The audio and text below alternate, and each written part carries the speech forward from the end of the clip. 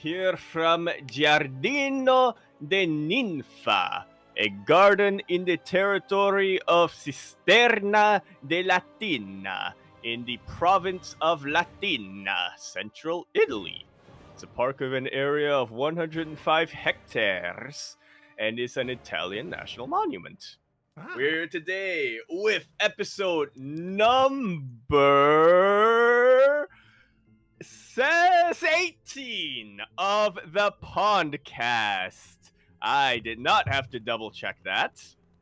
And I am, of course, your host, Yaku of the Zaku. With me today is La Pizza Krusty Krab, quien es la pizza para ti y para mí, Light_VIP, and as ever, we are produced by Secretnia Formulae Krabipati Kitoratochki Siewi Mula Kuro 16 Squat Sanseki. How we all doing?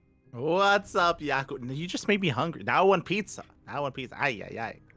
But it's great to be back here. Another week, another edition of the podcast. And I feel like a lot has happened this week. Usually, we go over the tournament scores and maybe we have an event here or there. Last week, we had a lot of roster changes. We had a lot of kind of like players dropping from teams picking up players. But it feels like there's a little bit more that's been going on this time. I mean, this time we have all of that. Yeah. And a lot more. It's true. It's going to be a long episode ahead of us, so strap yourselves in, everyone. Exactly. We're going to be ready for the drama. But first things first, I don't know if you recall this, Yaku. I know it was a week ago, but in the last edition of the podcast, we were actually having a bit of a discussion about documentaries because we were going over the French documentary, the Clem trailer that was released last week. And suddenly, as we were having that discussion, we were talking about how, like, we don't really get documentaries or that kind of content anymore. It'd be nice to have it again. It'd be nice to, have someone take that initiative. And look, I'm not saying that it's because of us, but you're welcome. But a couple of days ago, Zombie Grub came out with an announcement. Indeed, she did. Zombie Grub came out with an announcement that she was going to be funding a brand new project.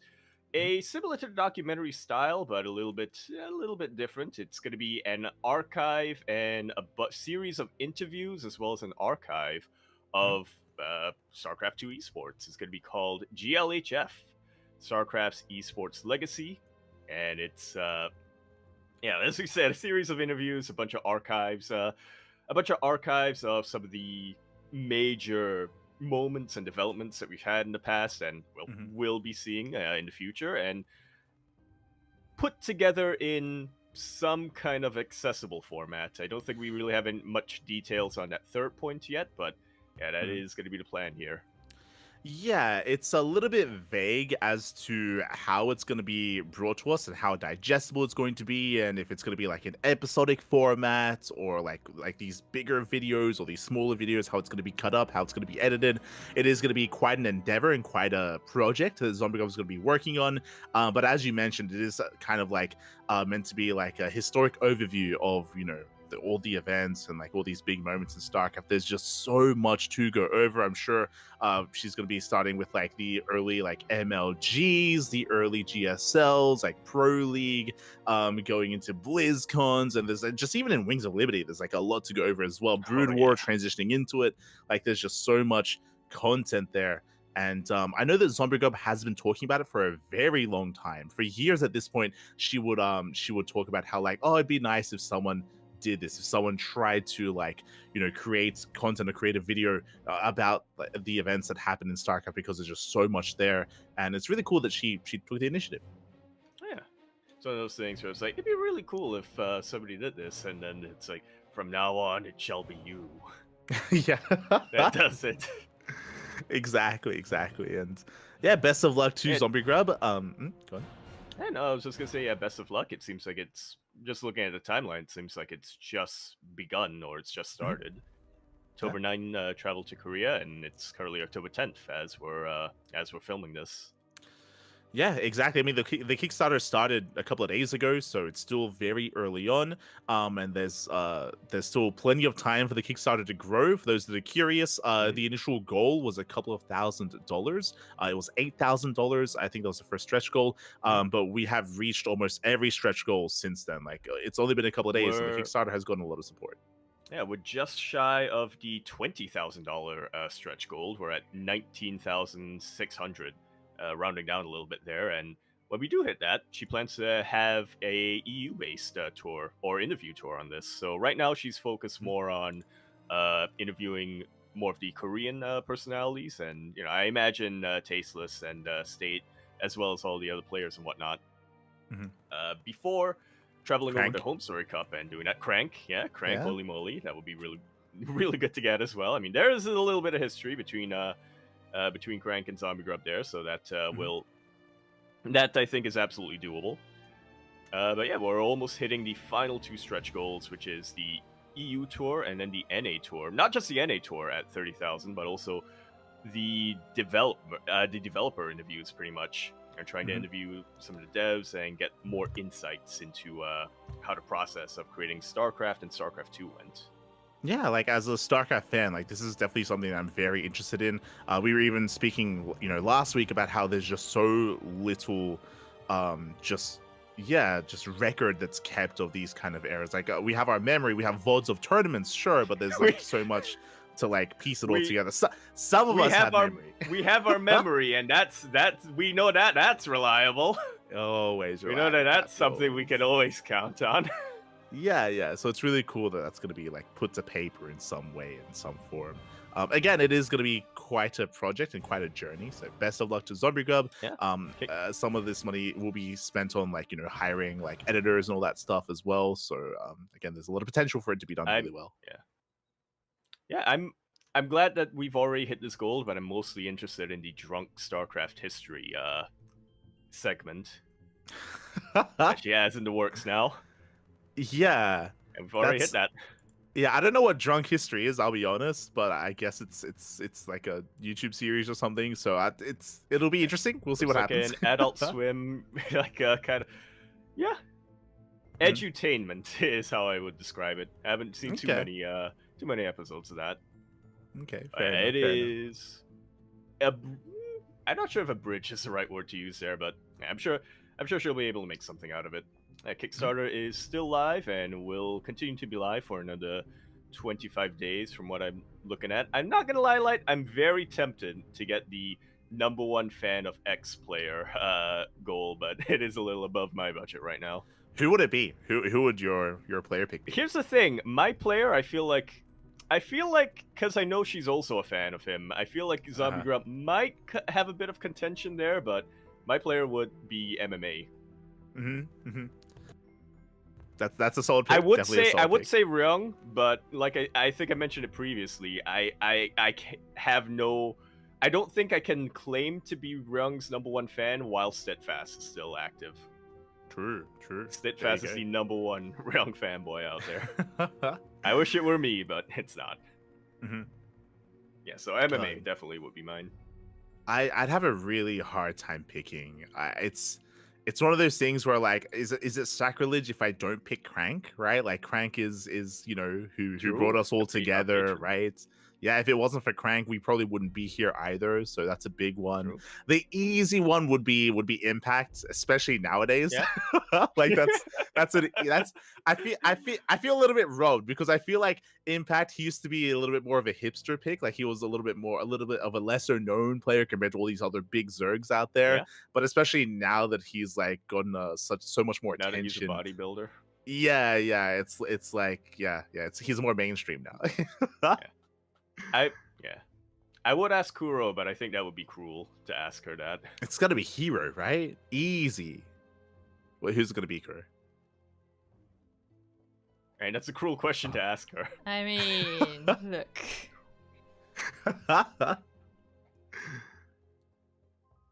If she says one, all the other players that she mods for are gonna True. come True. crying to her doorstep Very and be true. like, "Why? Yeah. True. They True are would the be a good. True. True. I have not seen him in ages. Oh Actually, my god. That's another good one. That's another really good one, actually. True. Ah, I miss him. I miss him. But Real sad, man. yeah, as you mentioned, still, almost a month left in the Kickstarter. So if you're interested, then, or if you want to support StarCraft, you want to support this endeavor, then we do recommend it. If I do believe that Zombie Grub, especially with all her work that she's put into StarCraft, she has definitely garnered definitely a reputation and is someone trustworthy to put her all into this project as well. I know that sometimes for other projects or other Kickstarters, sometimes it can be like, oh, is this person going to deliver? Is this actually going to happen? This even happened many years ago when it comes to other documentaries that never really came to fruition. Not naming names, but there were things that happened like that in the past. It took a very long time to produce. But for this, I do think that Zombie she definitely has her heart in the right place and will do a good job here. There's also other little things that you can earn from it as well. There's like a GLHF mug. There's like a T-shirt. Yeah, GLHF mug looks fantastic, and I also think it's a good sign that obviously this is a pretty ambitious this is a very ambitious kind of project that she's undertaking, but looking at the goals, they all seem like pretty realistic. Like it doesn't seem like it's over promising anything too much. Oh yeah, and I also appreciate that she's very transparent when it comes to the budget breakdown, especially for the first 8,000 USD. Is very transparent with that, with how much it would cost and all that stuff. Obviously, it's a little bit more vague moving forward, but a lot of that I'm sure is going to come down to flights, especially with the European tour and the NA tour, like a lot of travel costs and stuff like that. So I do think that's all pretty well kind of laid out and all that stuff. And we will most likely be reminding you about this Kickstarter every edition for the past month, for the next 25 days. Yeah. As long as we get updates on it, we might as well update all of you on it as well. We'll at least give a brief recommendation or reminder. Yep.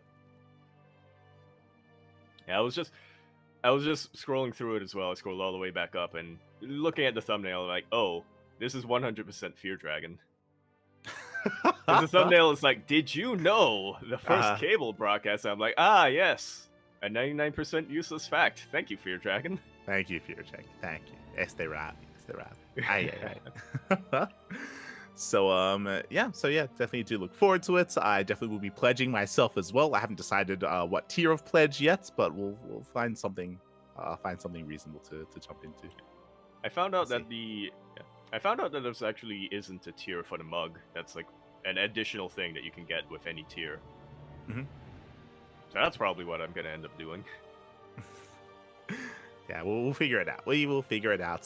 So we start off things off with a little bit more uplifting and definitely something to look forward to. I'm sure it will still take quite some time to actually bring together. And yeah, be cool to see what the outcome of this project. Yeah. We'll look forward to it. For sure. With that, we are going to be heading over to something a little bit more drama-based. Something that's actually quite sad, actually, and quite disappointing as well. Initially, we did hear the news that Firefly did part ways with Offside Esports, did leave the team, and shortly thereafter, news came out. Some more details came out regarding it. Yes, indeed. I couldn't believe my eyes when I first saw the announcement from Offside, and then when I looked into some of the more discussion going on around it, some of the more details that were coming out, I couldn't believe my eyes even further. Firefly, like you mentioned, has left Offside Esports due to some kind of TOS breaking, and from my understanding is that there were quite a lot of implications of win trading going on here with Firefly. Yeah. Basically, at this point, I feel like it is indisputable that there was match fixing, just because receipts were revealed when it came to money transfers that was lined up with dates of matches and of tournaments as well. So because of that, it is pretty well established and pretty well confirmed that Firefly was match fixing, which is why he did end up leaving the team. We haven't heard any kind of statement from Firefly or anything like that yet, I believe. But it's really disappointing just because one, we haven't had a fixing scandal like this in quite some time, which is a good thing, right? Like for Yeah. quite some time, like everything was fine, everything was normal. And it's disappointing because like he's such a good player as well. Like he's got so many fans out there. He really made a name for himself over the past couple of years. Has been improving so much in the Chinese scene and the Chinese community, and for him to do something like this is disappointing to say the least. Yeah, it hits a kick in the gut, is what it is. Yeah, I mean, like you said, I was rooting for Firefly the entire time. Back, even when he was a starving camel, he was the player that got me onto that team. I was a huge supporter of Firefly. I really thought that he had the talent and he had the dedication to really become one of a top name in the Chinese scenes, and he kind of did a little bit. And I mean, he kind of did, and there would have been potential for him to really cement himself there in a positive way, but now I think he's cemented himself, but in a very negative reputation. Yeah, like when it came to his skill as a player, like we would often see him go toe to toe with some of the best players from Europe, some of the best players from the Americas and from Korea as well. He was the biggest like silver bullet, both on the Camels and Offside Esports. He was taking wins off of Raynor, taking wins off of Clem. Those are wins that we know for a fact were legit. That you know, they were wins that he actually won. But yeah, outside of those, outside of WTL, again, it's disappointing to hear that he was match fixing. Yeah, for sure. I'll always remember there was like a best of 5 finals in ESL Americas where he went all the way to the ace match against MaxPax, went all the way to game 5 against MaxPax. This was like earlier this year as well, back during the on season of the EPT. And yeah, like he just had so much potential and he was getting so many better results. Yeah, exactly. I remember there'd be Chinese fans coming into our Twitch channel at times, saying like, "Yo, is like the Chinese scene now like as good as EU? Like now that they have like Oliveira in top form, they've got like Firefly, they've got Lancer, they've got Kofi as well, who pops in from time to time when it comes to spiking and skill. Like all of them were improving so much together, and yeah, so to lose Firefly like this especially is quite sad. It's also interesting to hear like why this was revealed as well. I don't know if you read, Yaku, but it looks like initially the reason why this came out was because he had taken money and that he hadn't given back to the person that was organizing all this match fixing stuff. And so because he got outed by by the guy. Out by the guy. yeah, which is wild. But that's Sopranos level. Which is why all these transfer receipts were revealed, because the guy himself was the one that was giving him money. Was burned, and right? Stuff. Yeah. So crazy way that it was what revealed. A twist. It's crazy. Oh god. So yeah, regardless. And that's how a lot of these go in not just in esports, but in betting in general.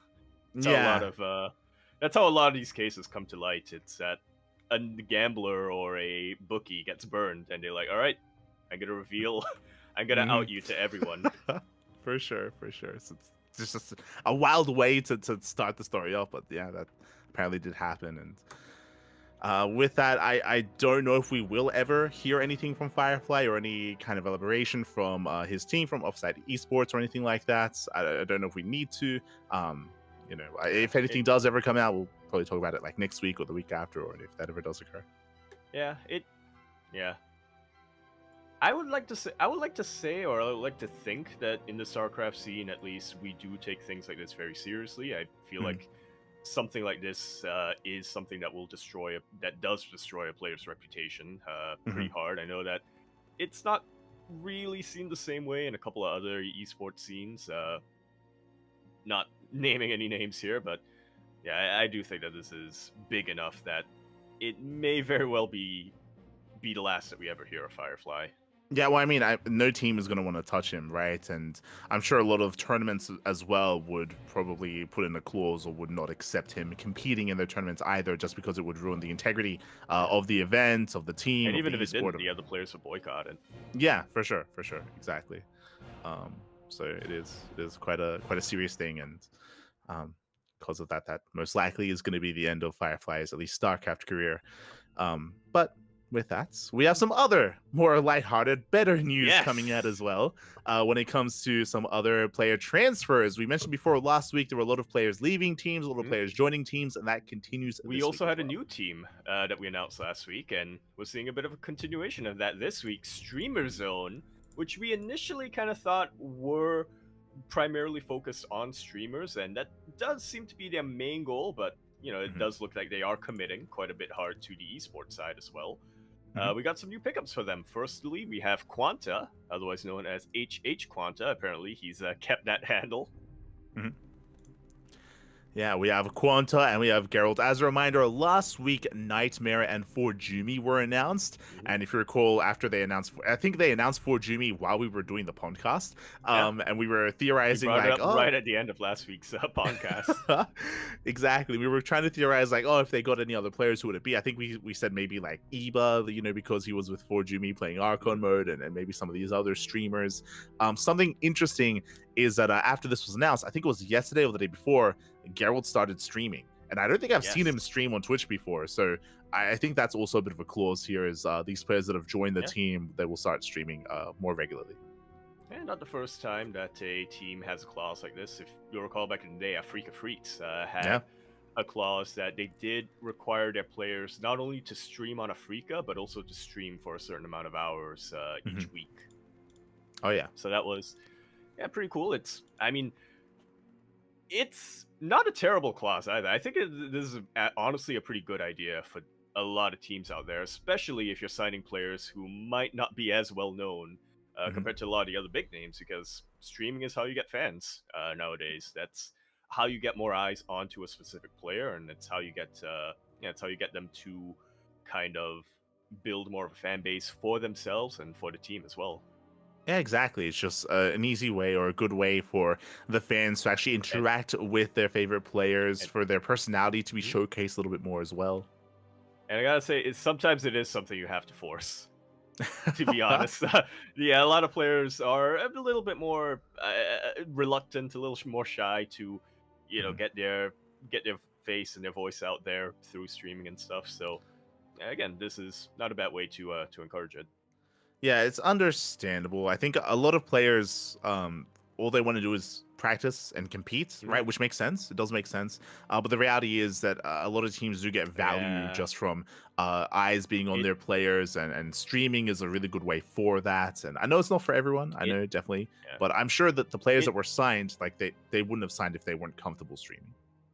Yeah, it's one of those sad realities, I think, that, looking at you, Kespa, a lot of organizations took a very long time to realize is that unless you are winning every single tournament, you can be really, really good. You can be grinding away and practicing games all the way, but unless you're making it to finals, you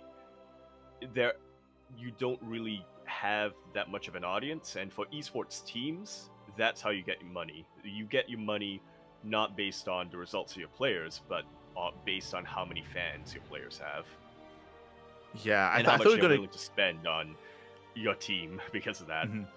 I thought you were going to go the other way, because if you remember, I thought you were going to say how if you recall, Kespa and Kespa teams, they actually had their own clause where they did not allow players to stream. Yeah, that's kind of why I mentioned it. I'm glad you picked up on that. I guess I wasn't too clear on that, but yeah, Kespa had that clause, which is why they weren't allowed making it so that their players weren't allowed to stream. So unless your name was like Innovation or I guess Rain or something like that, who you were winning consistently tournaments like that, or making it to the finals of every single tournament, you might as well have been unknown to anybody outside of the really dedicated fan base. The people like us who are forced to watch every single round of every single tournament, and to the casual people out there who actually have money.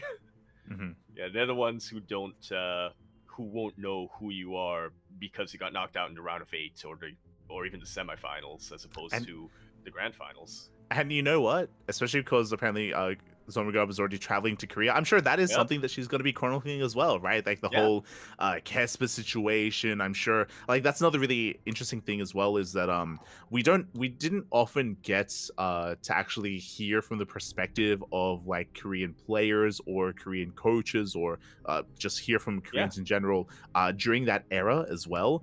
I remember infamously, I think it was a couple of years later, Wolf, the ex SC2 commentator, like X-Master. he actually opened up Early about it, caster. and he had, I think he was on, was it Recap? He was on a different SC2 podcast at the time where he was invited on and he was actually talking about it, and it was really interesting to hear just because like no one else hears what's going on in Korea unless you're there. So like there's definitely a different perspective that you can get by like having those interviews and hearing from them.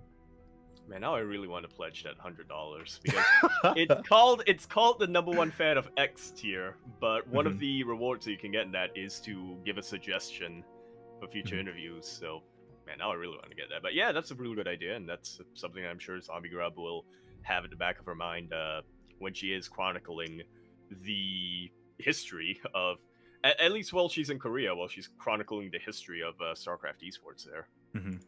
Yeah. I still remember something really fascinating, which was because the reason why they had Wolf on was this was in the time of when MKP, Marine King Prime, he had come back to SC2. I think this was in Heart of the Swarm, maybe early Legacy. Would have been in MVP at the time, I think. Yeah, and there was and he got in a lot of controversy because he lost a pro league game. He lost a pro league game. I think it was against Rogue at the time, where Rogue proxy hatched him, and he didn't react, like even though there was a little bit of creep that he had seen. Yes. Oh, well, I say he had seen, but his unit had seen, saw the creep. So everyone assumed, oh, he saw the creep, so he knows that there's a proxy hatch, so he can respond. And he didn't end up respond to it. He didn't respond to it. He lost the game, and everyone accused him of match fixing from there. And there was a statement released by Kespa. They said that like, oh, they went over it and everything's fine. He's fine as well. But a lot of people didn't. It was a very vague statement. Sure Yeah, so a lot of people, like they kind of just they keep like accusing MKP of that sort of thing. And then when Wolf had his interview, he explained, no, like Kespa took it really seriously. They confiscated his phone. They confiscated his PC. They went over. Yeah, they went through his messages. They went through like arguably they breached some like privacy there. But, like they went over everything. Like took it very seriously with MKP, and they found that like no, he was clean. Like everything was fine. But from the outside looking in, from the foreign scene, we didn't know that they went that far. That they did that. And Wolf was like kind of like enlightening. They weren't very transparent about what they were actually doing behind the scenes to make sure that Marine King wasn't match fixing. Exactly. And that, like you said, and like Kuro was pointing out here, it kind of destroyed him mentally. I remember hearing because this Wolf, the timeline, bear that in mind. This Wolf interview was months later. It was months later. So during that period, he would be harassed. MKP was being harassed a lot, and everyone was accusing him of something that wasn't real, and it took a long time for that to be revealed to people. And by then, the damage had been done. By then, like MKP, he was, I'm sure, having a hard time dealing with all that. But yeah, like that's. There's a lot. there's a lot to go over there. Yeah, there's a lot of history there just because of the fact that the big Korean orgs weren't transparent about anything they were doing, really. For sure. Oh my god. But yeah, so again, best of luck to Zombie Grub. And winding it back a little bit, congratulations. And also winding it back here to Streamer Zone, yes. Yep. Congratulations to Quanta and Geralt for picking up new teams. I mean, it was just last week we were talking about it and how Geralt kind of left Psystorm, but which blindsided us. He was kind of the de facto captain of Psystorm for a while, but I'm glad to hear that he did have a new team lined up for him, and he is joining a new team, which seems to know a thing or two about, at the very least, branding and stuff like that, making sure that their players will be able to build a fan base and stuff like that. Hopefully they will also be able to support them in the other traditional means that a team supports players, paying for travel and salary and whatnot.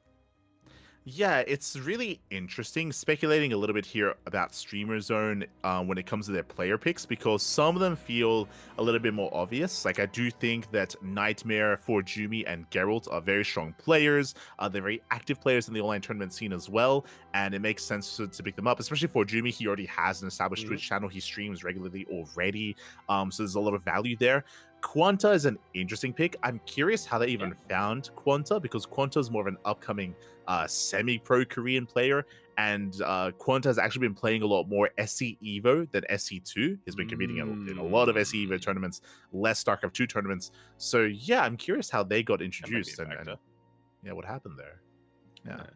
One of the guys over at Streamer Zone is just a fan of SC Evo. Either that or maybe Potentially Nightmare, something. like maybe a Nightmare Yeah, recommended. could Like be. Okay. Yeah. if they're friends and stuff, then that's also a potential as well.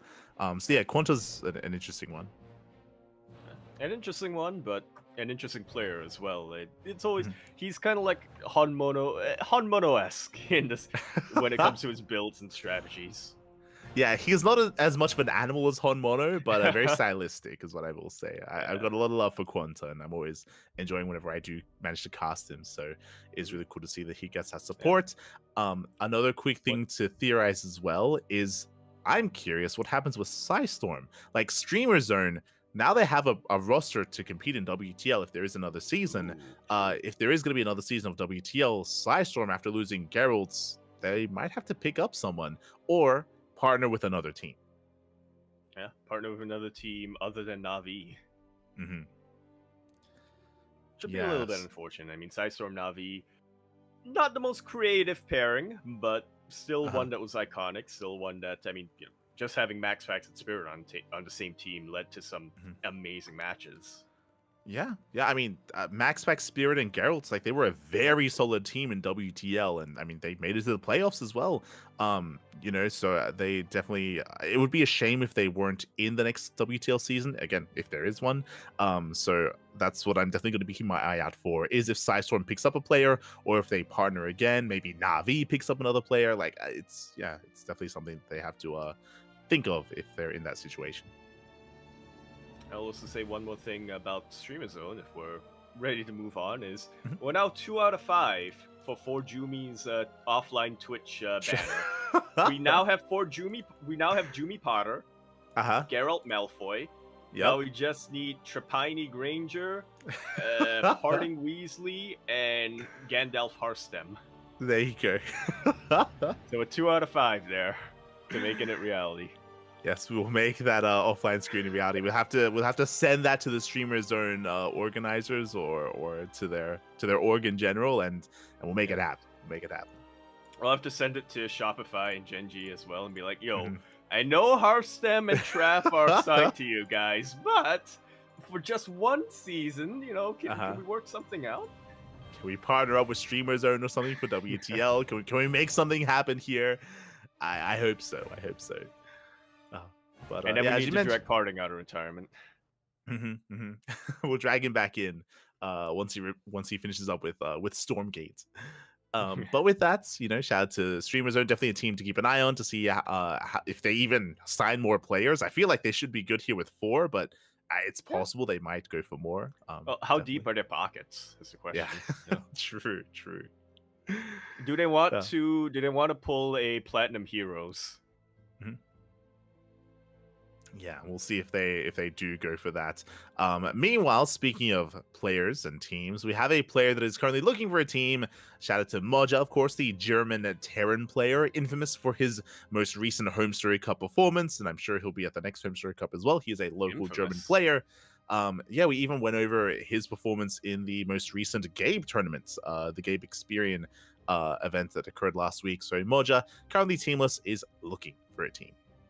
Yes, he was kind of a surprise, the surprise player to make it to the finals of that Big Gabe Cup that we were talking about. I mean, there were a couple of surprising results, but Moja coming into the grand finals facing Battle B and even taking a map off of Battle B, who I would say was the heavy favorite in that offline LAN, is definitely pretty impressive. Oh yeah, definitely. He's an impressive player. He has been more active recently. Definitely worth picking up. Again, I do feel like a lot of this and a lot of these teamless players, a lot of teams are going to be looking at them when the next WTL season is announced. He even said himself in the tweet how he wants to compete in the next WTL. He wants to compete in the next EPT season. Like he's definitely a player worth considering. But I'm sure a lot of that will start happening once the next season is confirmed.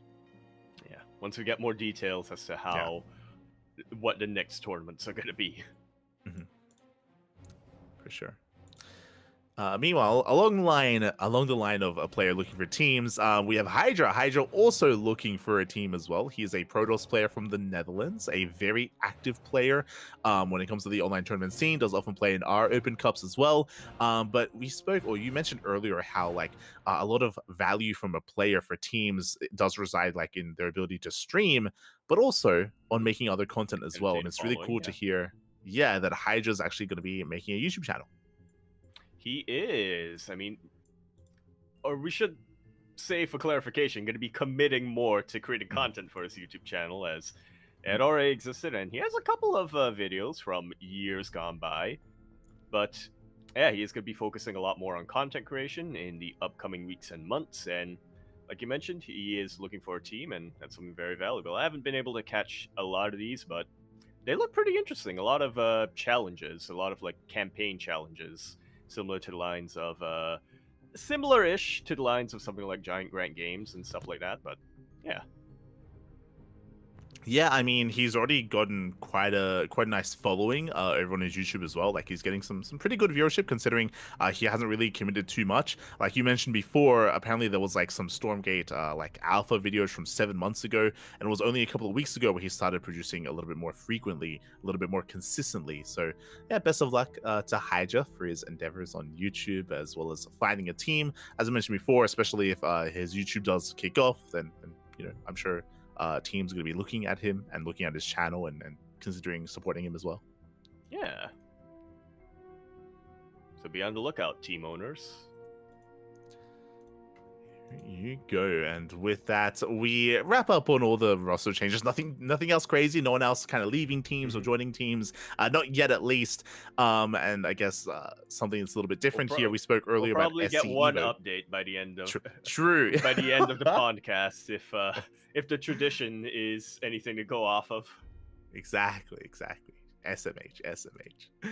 But we have something that has been a long time coming. It's kind of crazy that this wasn't a thing, but Hyper One, a person, a map maker that's very committed and very devoted to SC Evo, did create a Discord dedicated to it.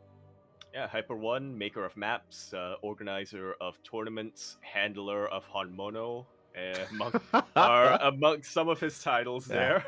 Yeah, I'm kind of surprised, but as you mentioned, there is now going to be a Discord server for the StarCraft Evolution League, and I just kind of assumed there already was one, if I'm being honest. I didn't realize that people were kind of using. I think they were using the KSL Discord, funnily enough, to kind of communicate with each other from there, which kind of makes sense. I mean, SE2 Evo is bi-weekly with KSL, but yeah, now it has its own Discord server, which means that it'll probably be able to have more updates when it comes specifically to the league itself, as well as to the SE Evolution mod.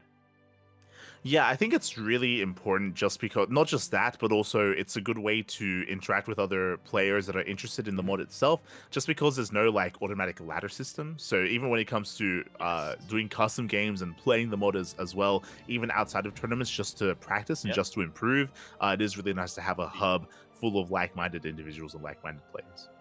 Yeah, something that allows you to avoid in-game general chat. Yes, as much which is always as a good thing. Exactly. So if you're interested in the SC Evolution League or SC Evo, then do consider joining the Discord server, and I'm sure there are plenty of people there that are willing to help you out. I'm sure they're willing to post their own builds as well, build guides, and just build up their community from there. Yeah. Link will be in the chat, I imagine. Right? Link will be in the chat, I imagine, and yeah, what Light said. Join it if you're interested in the SE Evolution mod, as well as the league itself. A hub for other like-minded individuals. For sure. Meanwhile, we do have signups now open for the Infolet Pro League. If you're curious, what is the Infolet Pro League? We have actually casted some Infolet events here on the channel. It is a Polish sponsor and a Polish tournament organizer for Polish-only events. And it looks like they're hosting their own. I'm a little bit confused here. Is this I can an clarify individual for you. league? I Or can, is I this can a translate for team you. league? I So can here's- translate for No, you. no. I can No, translate for yeah. you. That's okay. Yeah, Yeah, it's okay. I Yeah, can it's translate okay. for you. It's okay. It's Jakob, okay. You Jakob. can rest your voice. Jakob. No, stop. Don't go there. Well, it says at the top here only for Polish players. Yes. Ah, So you're welcome for that thank you for the translation. thank you for the translation. you. Thank Yes, thank you. But Take it to away. actually summarize what is going on here, so this is a team league. This is an Evo Pro League is a team league, but the way it works is not that the teams sign up for the tournament; it's the players sign up for tournament, and then based on ranking, they are. I don't remember. Hold you. on. Seated. Yeah, they are seated. But hold Drafted. on, I'm just checking. What is the ranking? But anyway, like you can KMMR. read the exact details on the doc. But basically, like based on ranking, they pick Can the we? captains for the teams, and then the captains do a draft and pick their players from among the people who signed up. Oh. Okay. Interesting. It's very Spicy like it. League-esque. Yes. NA Spicy League, I should say. Spicy League, yeah. Also, Yeah, an which was- important note is that players who can sign up can be up to 6k MMR, and if somebody is above that limit, they can play, but they have to off race. Interesting. Yeah, I Yeah, guess. so I guess that's decent. I mean that works out because I do know that there are cases in the past where some people might be just on the border of 6k or something like that, but then because they practice more during the league, they end up going a little bit above that. And yeah, sometimes there's leeway, sometimes there isn't. So this is an interesting choice, like an interesting compromise that they're making here. Yeah, it's interesting because it does kind of cap certain things, and it means that ideally the competitive spirit is a little bit closer between some of these players, where you would have like these big juggernauts like Geralt or Christiana or Mana or a Laser or Spirit. If they get involved in this, they will most likely all have to off race, and even then they have to make sure that their off race isn't 6k either. So Yeah. that's another So they thing to can't bear in practice mind. too much on their off race either. Yeah. I also have one So, more fun fact about the way this tournament works. So the captains are picked, I assume, by the organizer. However, the order in which they pick players in the draft is based off who the placing they get from an FFA show match. Oh, okay. Ooh. My one hope, I don't think it's Spicy League. Yeah, I was gonna say my one hope here, for those who are curious what Spicy League is, it was basically like this event, but for the NA region. It was regional to the Americas. I think Latin America was included as well, Yeah, or Latin maybe America just and NA. NA. And Well, Latin America and NA, but somehow it ended up being more populated by North American players rather than Yeah. Latin Americans. There were a couple. And similarly, they did have their team captains. They had a draft. But the best part about it, about the entire team league, names. is that the draft was actually held on stream. They recorded the Yes, draft I and remember they that. recorded the entire process. There was a lot of banter going on, with who would pick who and who was picked last and all this stuff. So it would be a lot of fun to make that happen. I don't know if it will for this, but just saying, Wait. it would be a lot of fun. Did Chappie play in the Spicy League? I vaguely remember that. Oh, I It was think you did America's actually. And it was America's and ANZ, if I remember correctly. Maybe there was an America's and exception for C. Chappie. I don't know. But Maybe. I remember Chappie They playing in struggled something. finding a final player, so they were like, "All right, who's available? Chappie. All right, let's get him in." You just have to. If they ask you, just say you're American. Don't reveal your accent. Don't call it Macca's. It's Mickey D's. Oh god. So we'll see what happens. Regardless, signups are open for the Infinite Pro League. Again, it is for Polish players only. Yeah, Polish players under 6k MMR, but keep in mind, Dzień startem koliki 12/10/2024. So if you want to True. sign up, you got to do it fast. Exactly. Before the 12th of I think that's what it says anyway. Yeah, I'm assuming that says 12th of October and not 10th of December. It but- is Well, they're 12th Polish, of they're not October. American, We so- are Polish. Yeah, We okay. know how to Yeah, write okay. dates. But also, good, the that's 12th of good. October is the date of the FFA. I'm not exactly sure when the sign-ups end, to be fair.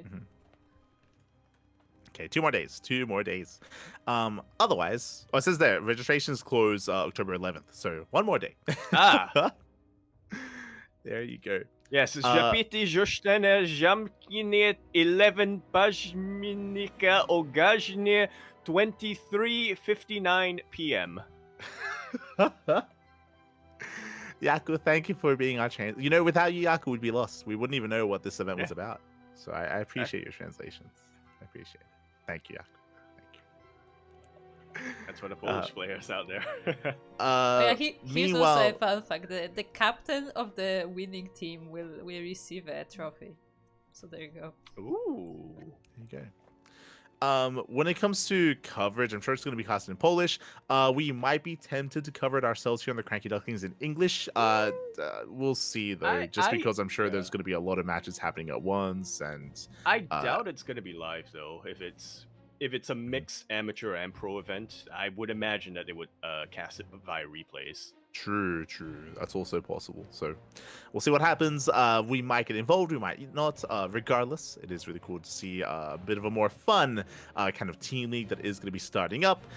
Meanwhile, we have the results coming in here. If you recall, last week we did host this Yes. PondCast just before the DreamHack Atlanta BYOC, and it did take place, and we have our champion.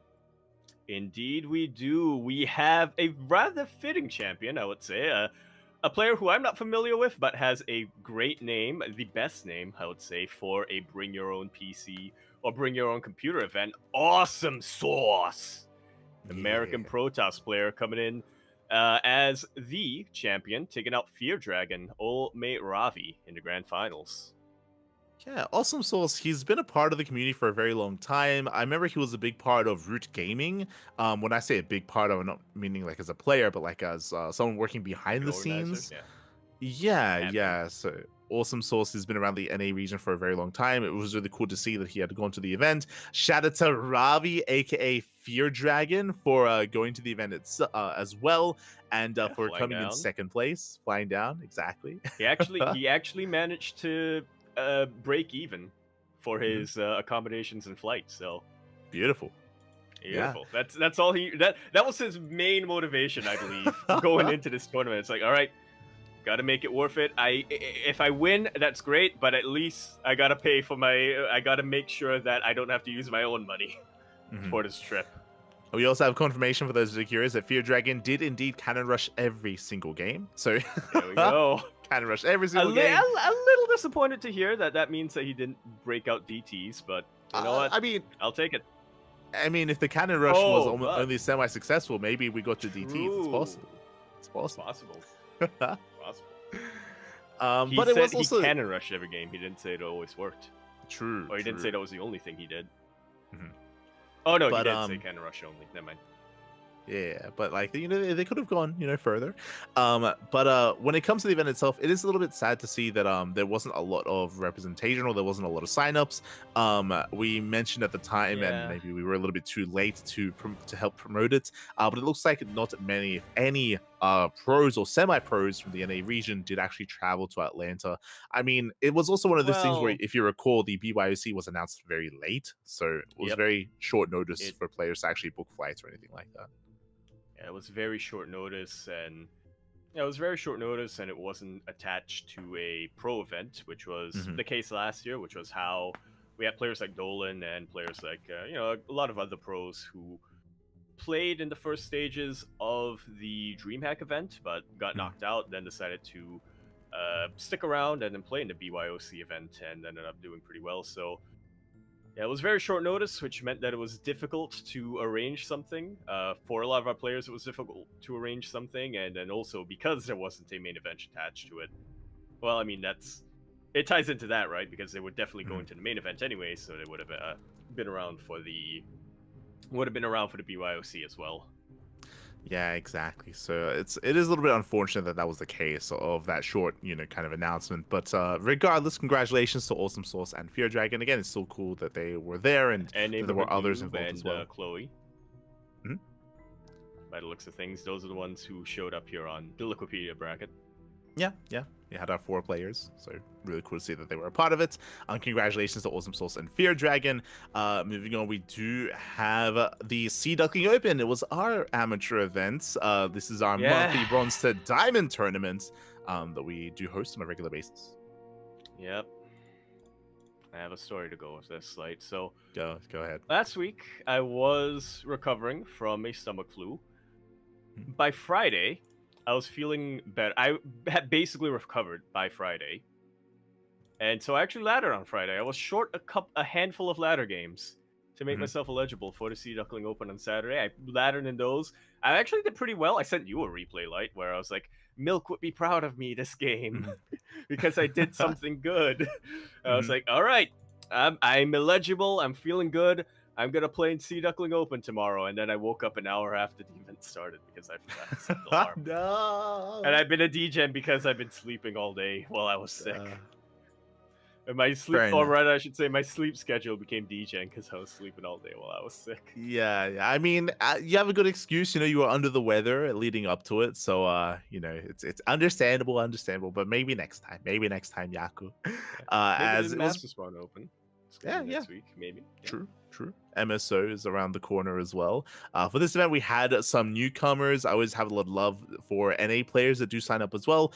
This event is at like 4, 5, 6 a.m. in the morning, depending on where you are in the US.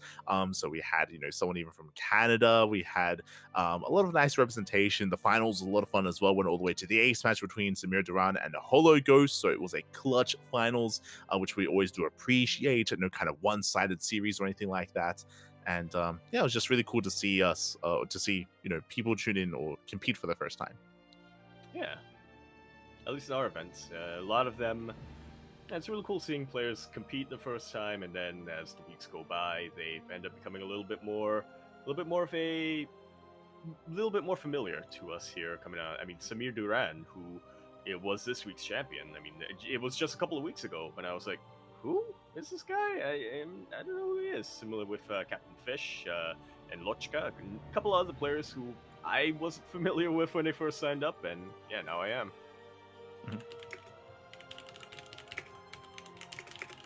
For sure. With that, of course, this is a monthly tournament, so every single month we do host another SDO. Still going to be, another good amount of weeks until the next one. But as Yaku just mentioned, we do have MSO right around the corner. Yeah, just next week, as a matter of fact. So I'm gonna try to set an alarm and wake up in time for that. See how well it goes. Exactly. So if you're out there, if you're a more amateur player, then you can consider, or then you should consider signing up for either SDO or Master Swan Open as well. Otherwise, we do have, speaking of more amateur events, we have the FSL, the Family Star League. The rounds are continuing. I think last time we only had week 1 kind of results coming in, but now we have week 2 and week 3.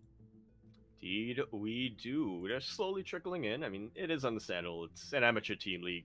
Matches can take a while to schedule. It can take a little while to get some free time where both players are available. But yeah, we're getting into week 3, and this was actually the debut of Mr. KJ Freedom himself.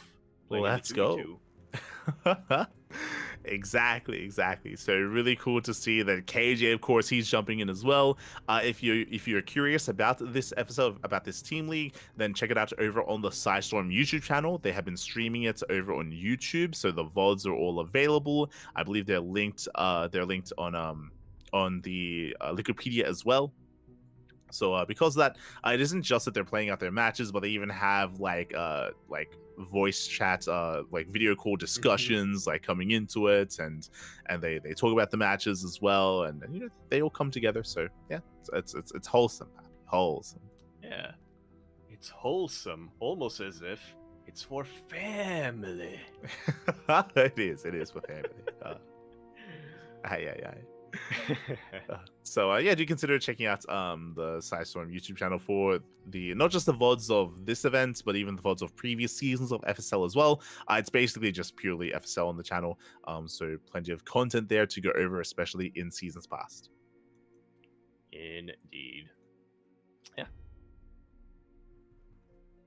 Yeah, slowly going to be continuing, and I'm sure we'll have updates for you in the next episode of the PondCast.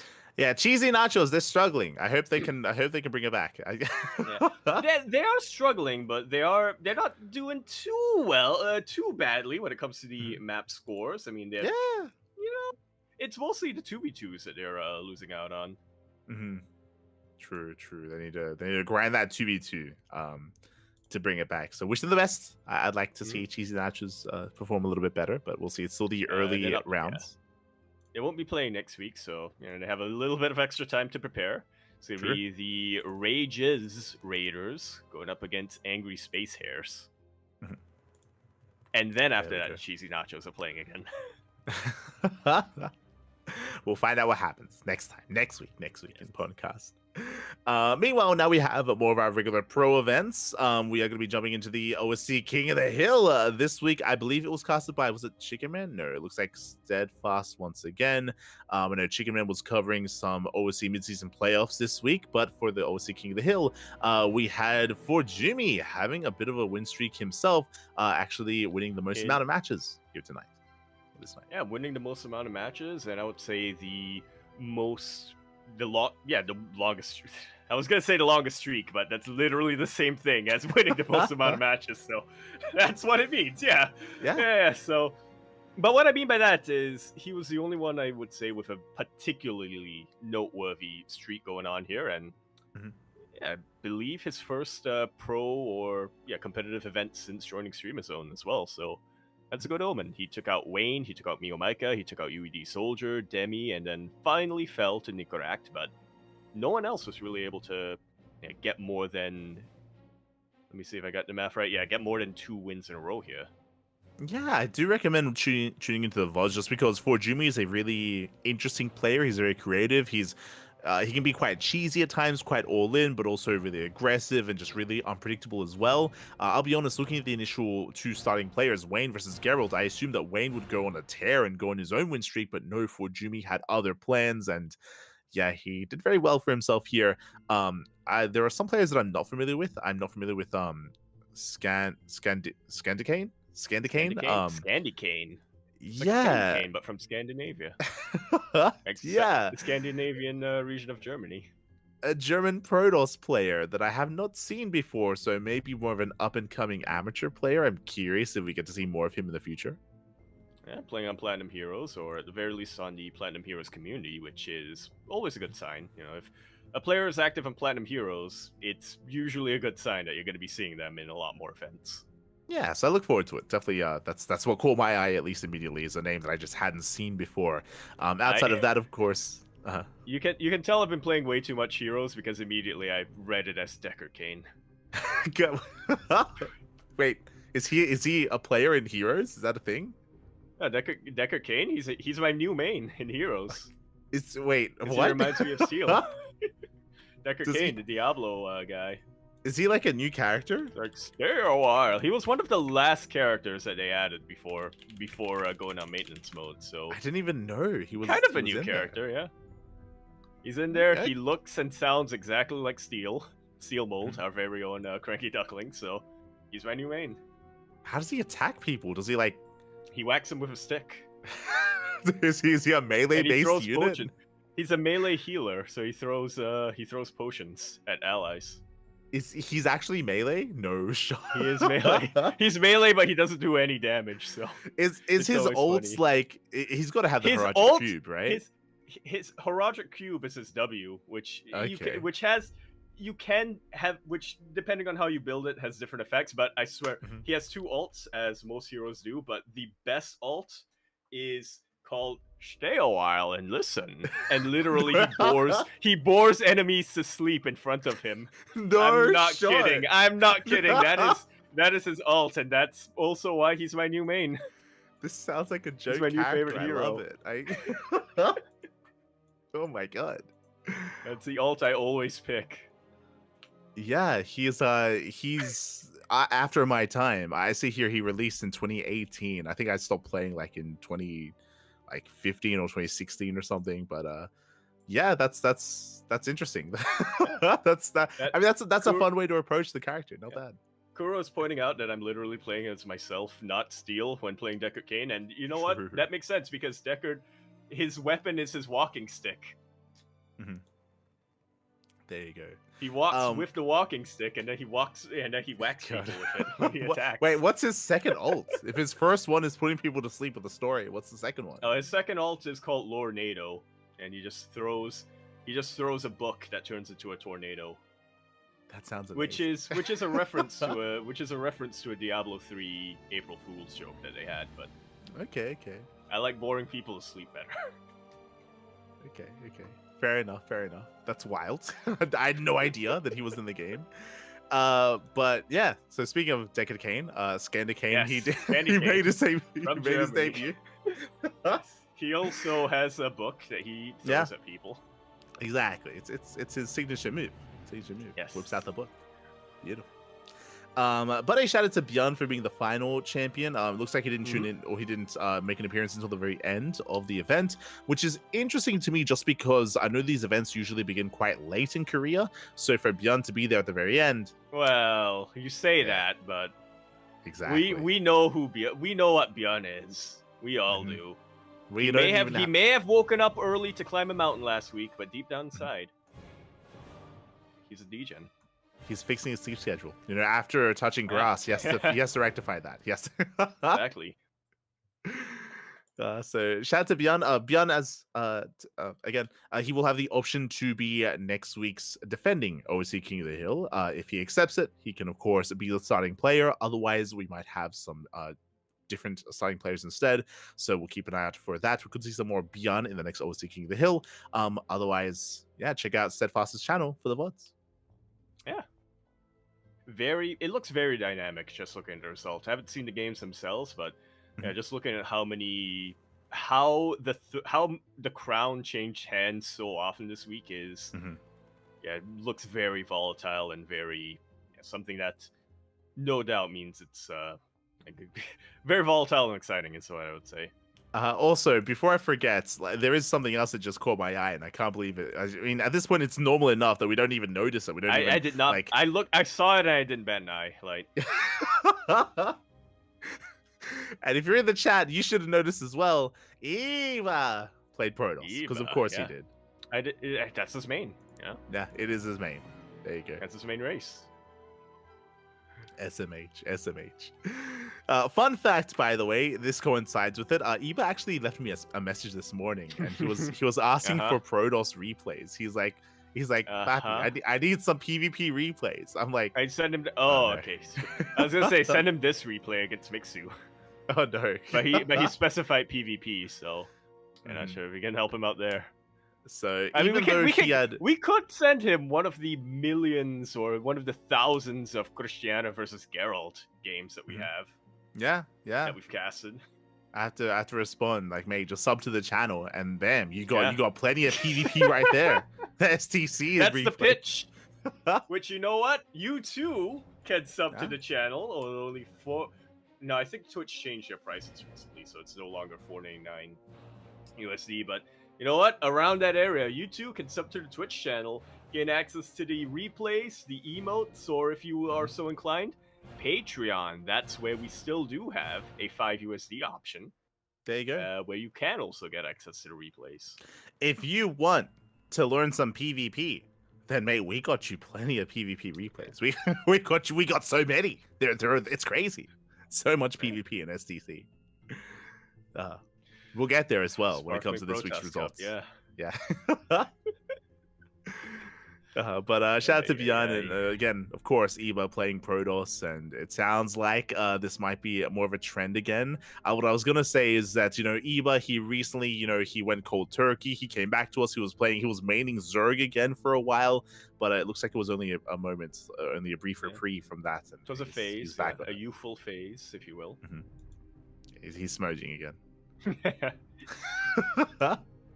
Oh, we can tell. Otherwise, we will be heading on over here to the OC mid-season playoffs, and we have been passing the torch. We started casting it initially for the first couple of weeks, then did go over to Just Jordan, then to Wardy, then to Steadfast, and this week it was Chicken Man. Chicken Man, he was able to host the continuation of the OC mid-season playoffs, and I feel like we have a lot to go over. Quite a bit. Not all of it has... wait. No, it's the same. Okay, I thought that it hasn't been up. That there were some matches not updated in Liquipedia, but that's more of just because of how the unfinished bracket looks like. Mm-hmm. Yeah. So if you look at Liquipedia, it's the same as it is on Challenge. Do not fret at all. I panicked a little bit when I looked at the two different brackets at the start here, but yeah, it's all updated here on Liquipedia, and quite a few matches to go over. Yeah, so this week was the upper bracket quarterfinals. So we had MaxPax taking down Shin 2-0. MaxPax, he gets his revenge. As a reminder, it was a couple of weeks ago where Shin was able to actually defeat MaxPax in the Wardy TV Monday. So there was a crazy upset there. It was last week we had Rex defeating MaxPax as well. So I was like, yo, is he now, like, is he upset? Has he been broken? What's going on here? But MaxPax, he does get his revenge, does advance on the face-off against Nightmare in the upper bracket semifinals. Nightmare takes down Cristiano. Cristiano has been looking strong as of late, but in this best of three, he does fall to Nightmare. Indeed, he does, which we can't really hold it against him there. I mean, Nightmare, maybe he's not as a dominating force as he was in the past in the PvP matchup, but again, historically and even to this day, I believe that's still his best matchup. Still his best matchup, and he's still absolutely one of the better PvP players by a mile. Nightmare versus MaxPax, we caught a little bit of a glimpse of that. A couple of matches between the two of them in previous weeklies, but now that we're starting to venture into the best of fives, this is going to be very spicy.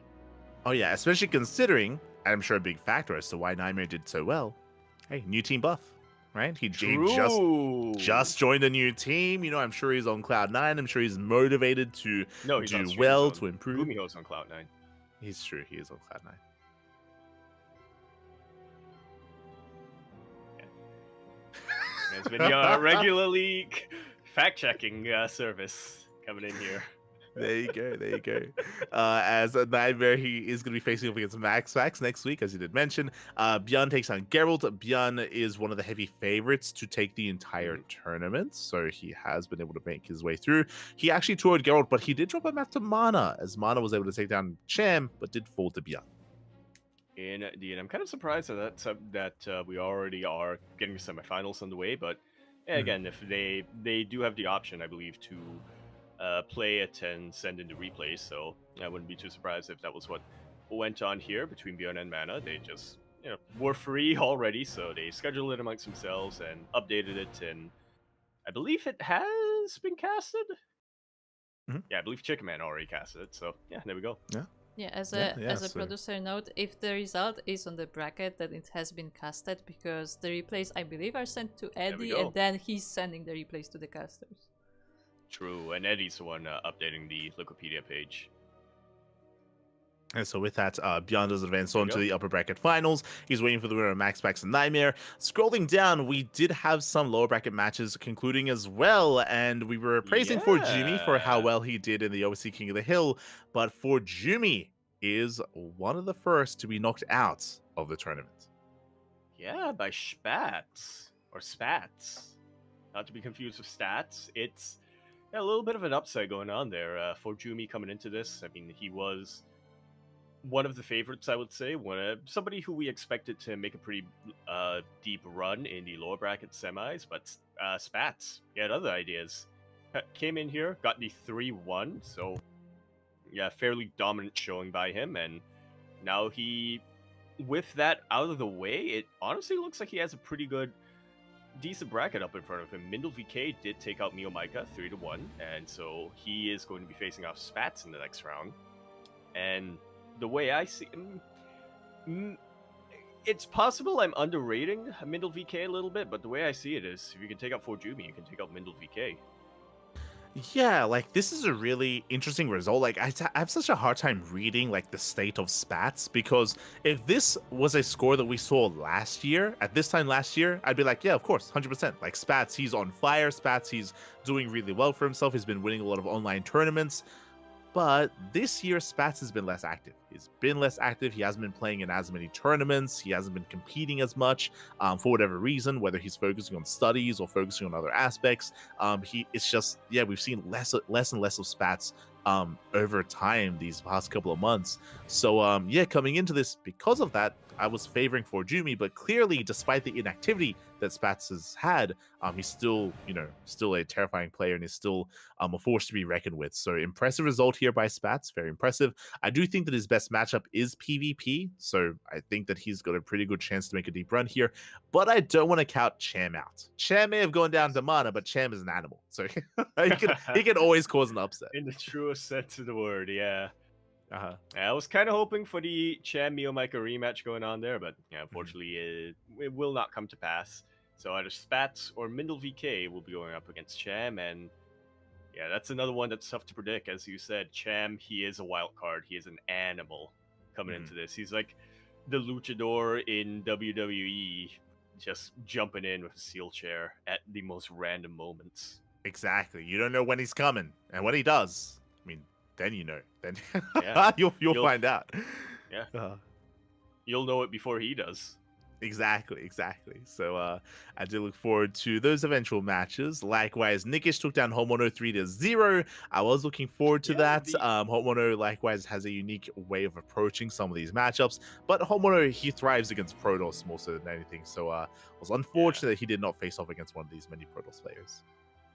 I would say the result here isn't that surprising to me, but the score definitely is what I would say. But now that you mention it, yeah, historically TVZ has been his weakest matchup, so maybe it shouldn't have been that much of a surprise that it was a sweep. Yeah, I mean, Nikic has been improving. Nikic has been looking really good as of late, so it's really cool to see him just get better and better results in these tournaments.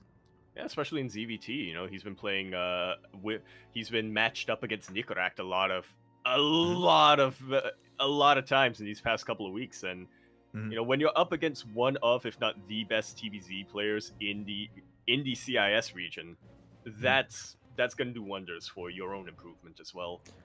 Yeah, I mean, I was referring earlier about how like we just haven't seen a lot of spats, so it's really hard to place him. I mean, that the proof is here, like in the PondCast, right, where we go over week after week after week all these online tournament results, and the names that we see, especially for these European tournaments, constantly is players like Geralt, players like Christiana, Nicoract, and Nikic, Shameless as well. Like a lot of these guys, they play in everything. Spats, I don't think he's been in a bracket for quite some time. Like because that's kind of hard to get a read on them, because Nikic has been playing so much. Again, we've seen like his improvement, we've seen how consistent he is, and because of that, he might even have a deeper run himself. I say that there's a lot of really interesting upcoming matches. Quickly going over them, we have Nickrat Art, Spirit DNS, and many others. Yeah, I would have to echo your statements there. I think that there's definitely potential here for Nikic to make a deep run, but looking at the players that remain, I do think that the lower half of the losers rounds is a little bit tougher than the upper half of it. Yeah, like I'm looking at the upper half, and the big names that really, of the players remaining, the big names that really stick out to me are Gerald, Nicoract, and Spirit. I want to say DNS, but he is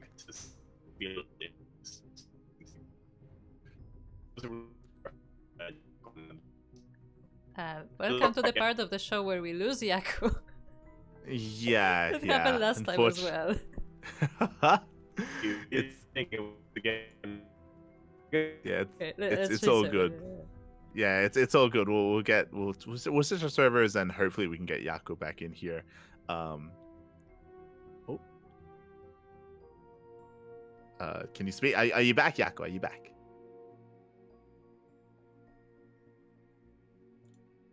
Oh, never mind.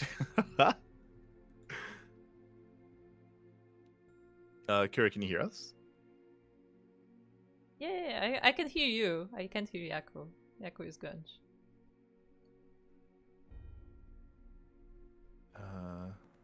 Okay, did you change the Twitch server? Sorry, the Discord server? Hold on. Oh, There we go. Beautiful. and I could Yeah. still hear you when you asked me. It's all good. You're back. You're back. So what were you saying? Yeah, I was saying that the upper half of the lower. That sounds really weird to say. The upper half of the lower bracket doesn't have as many like terrifying names to me. Just kind of looking at it compared to the lower half of the lower bracket. And the big names in the upper half, I would say, would be Spirit, Nicoract, and Gerald.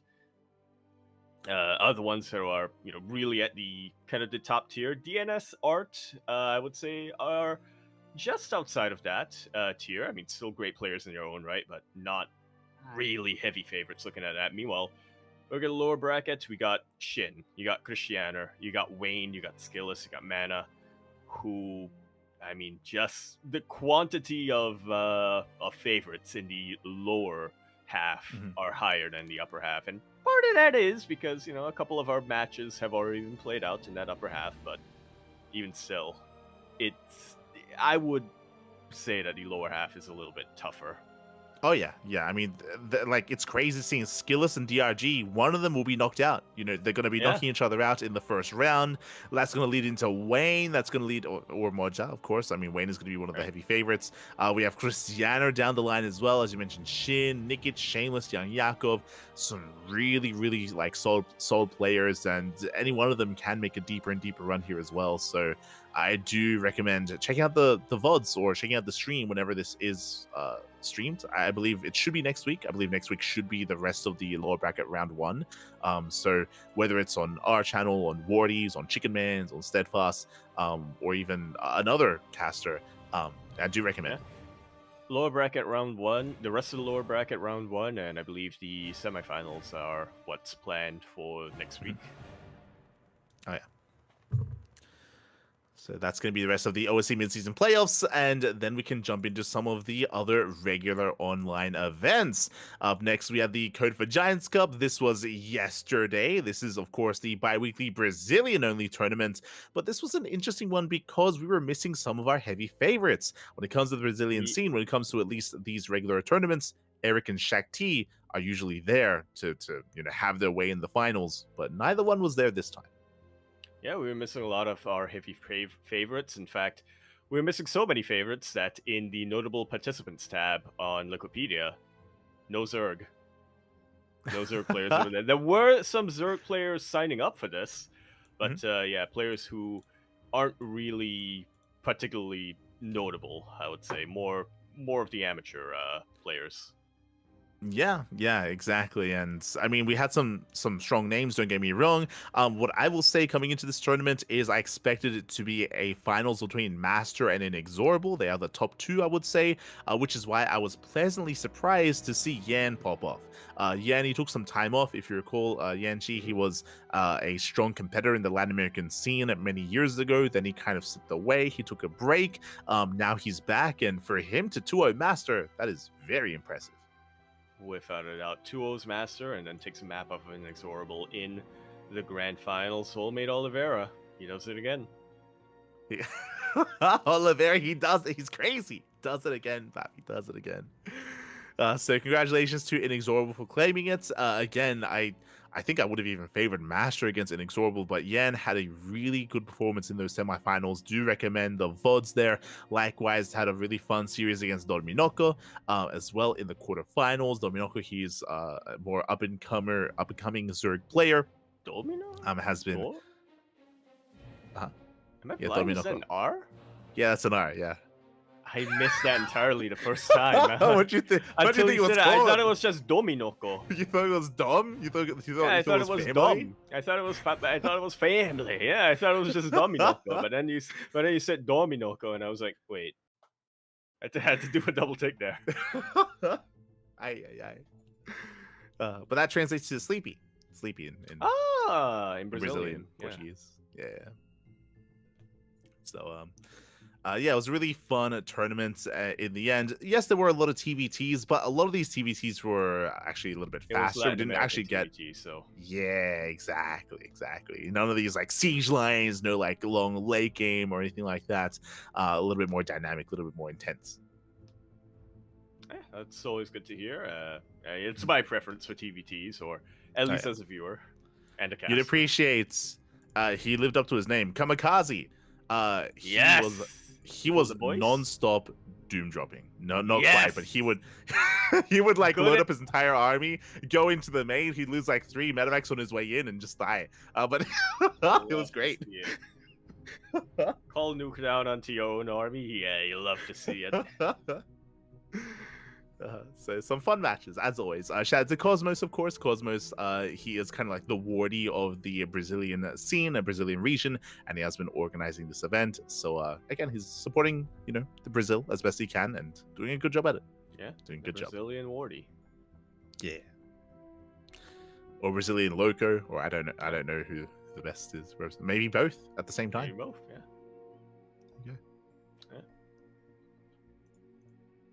But with that, we also have the 3D Clan Community Super Cup as well. If you recall, we had seen that the initial bracket was seeded, but we didn't have the conclusion of the event. We didn't have the entirety of the results, as it did go over the course of the weekend. It was a multi-day event, but it looks like it is wrapped up.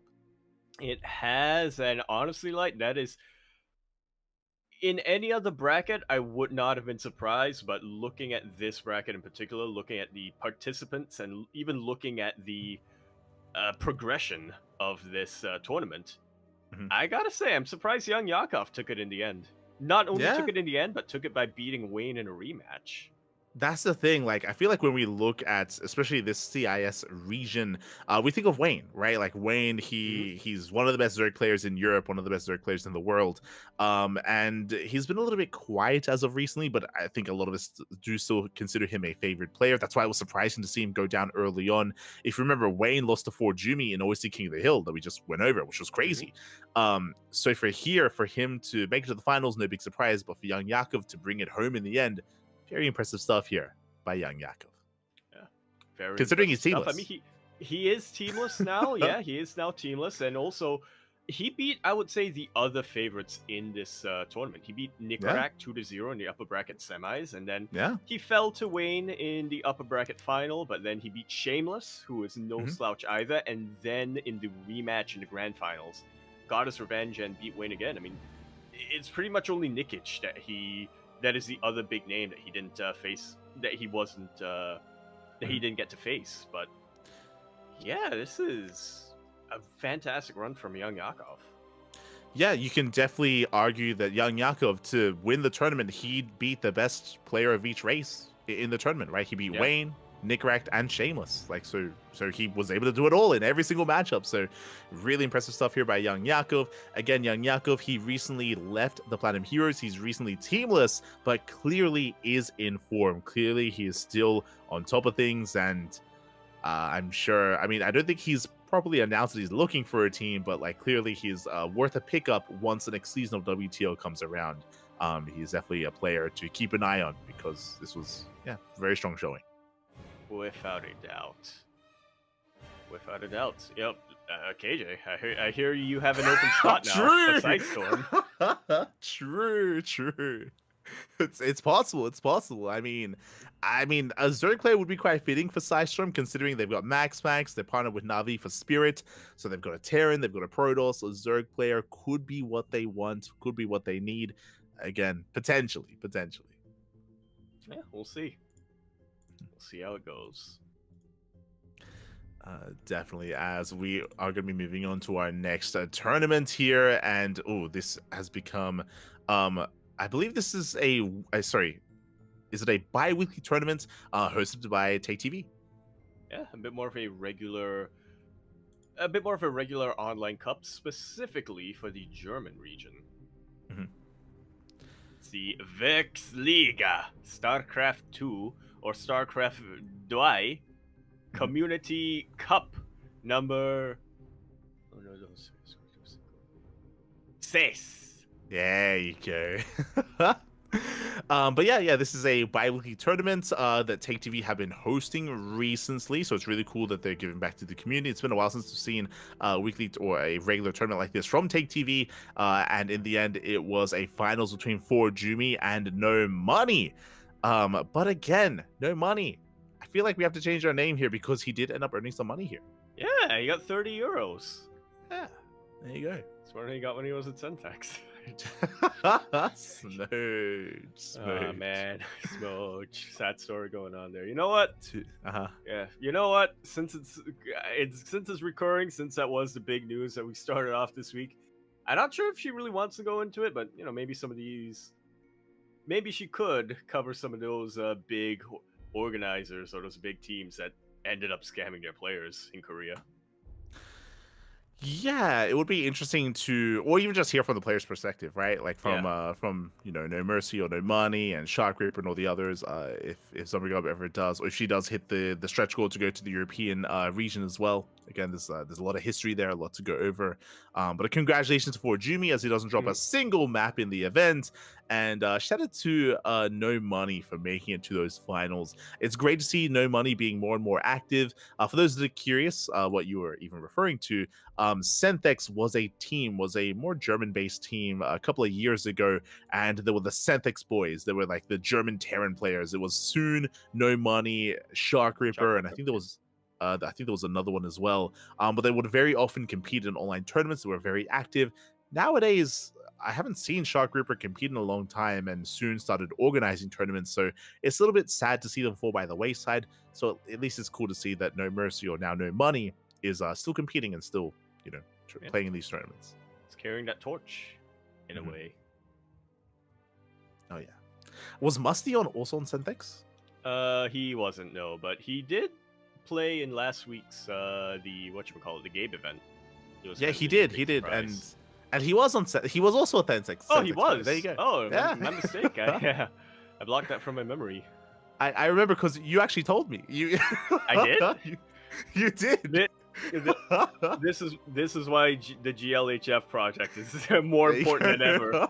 While our memories are starting to fail, we gotta archive as much as we can while our memories are still kinda working. Oh no.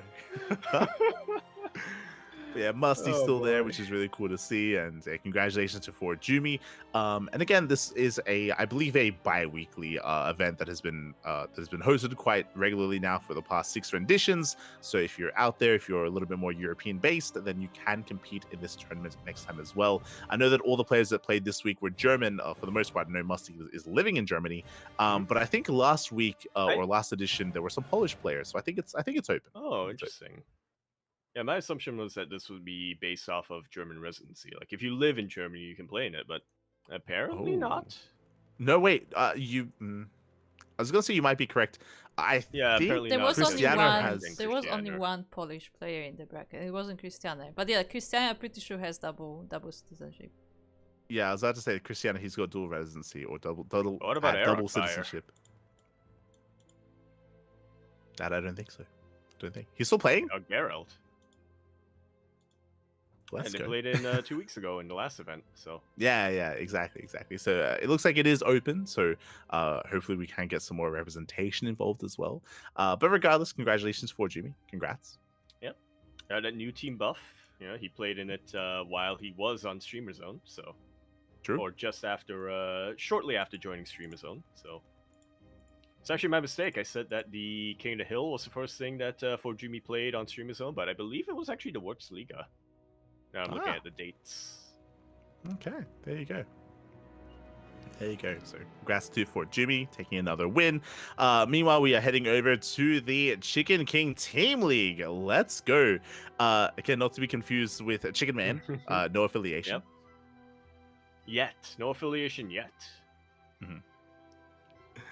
as the regular season round robin stage has been progressing. And we do have both round 1 and round 2 concluding. It's really cool to see some of these teams that we are a little bit more familiar with. We have Starlight Twinkle, we have Little Fairy as well, we have Toho Project, teams that we have casted when it comes to the qualifiers of WTL. We have team, oh my god, wait, we have team Hist. So yeah, a lot of old school players. Even Cloudy was playing. Let's go. Oh man, that is a name Wait, I no. haven't heard in a long time. Sorry, he didn't play, but he's on Hist, so he might. He is play. on his. So yeah. He may play soon. TM. Fingers crossed. Yeah, that's a name I haven't heard in a long time. Yeah. It's also nice to see Young Zest back in here playing for SLT. Young Zest and Jolly Well Loves. Yeah, there are some of these teams that we expect to go Also known as far, J. right? Oz. Yeah, like Starlight Twinkle and Little Fairy, and Hist as well. They're definitely like these big teams with more notable players. Some of these more lesser known teams, I'm curious to see how they perform. Definitely.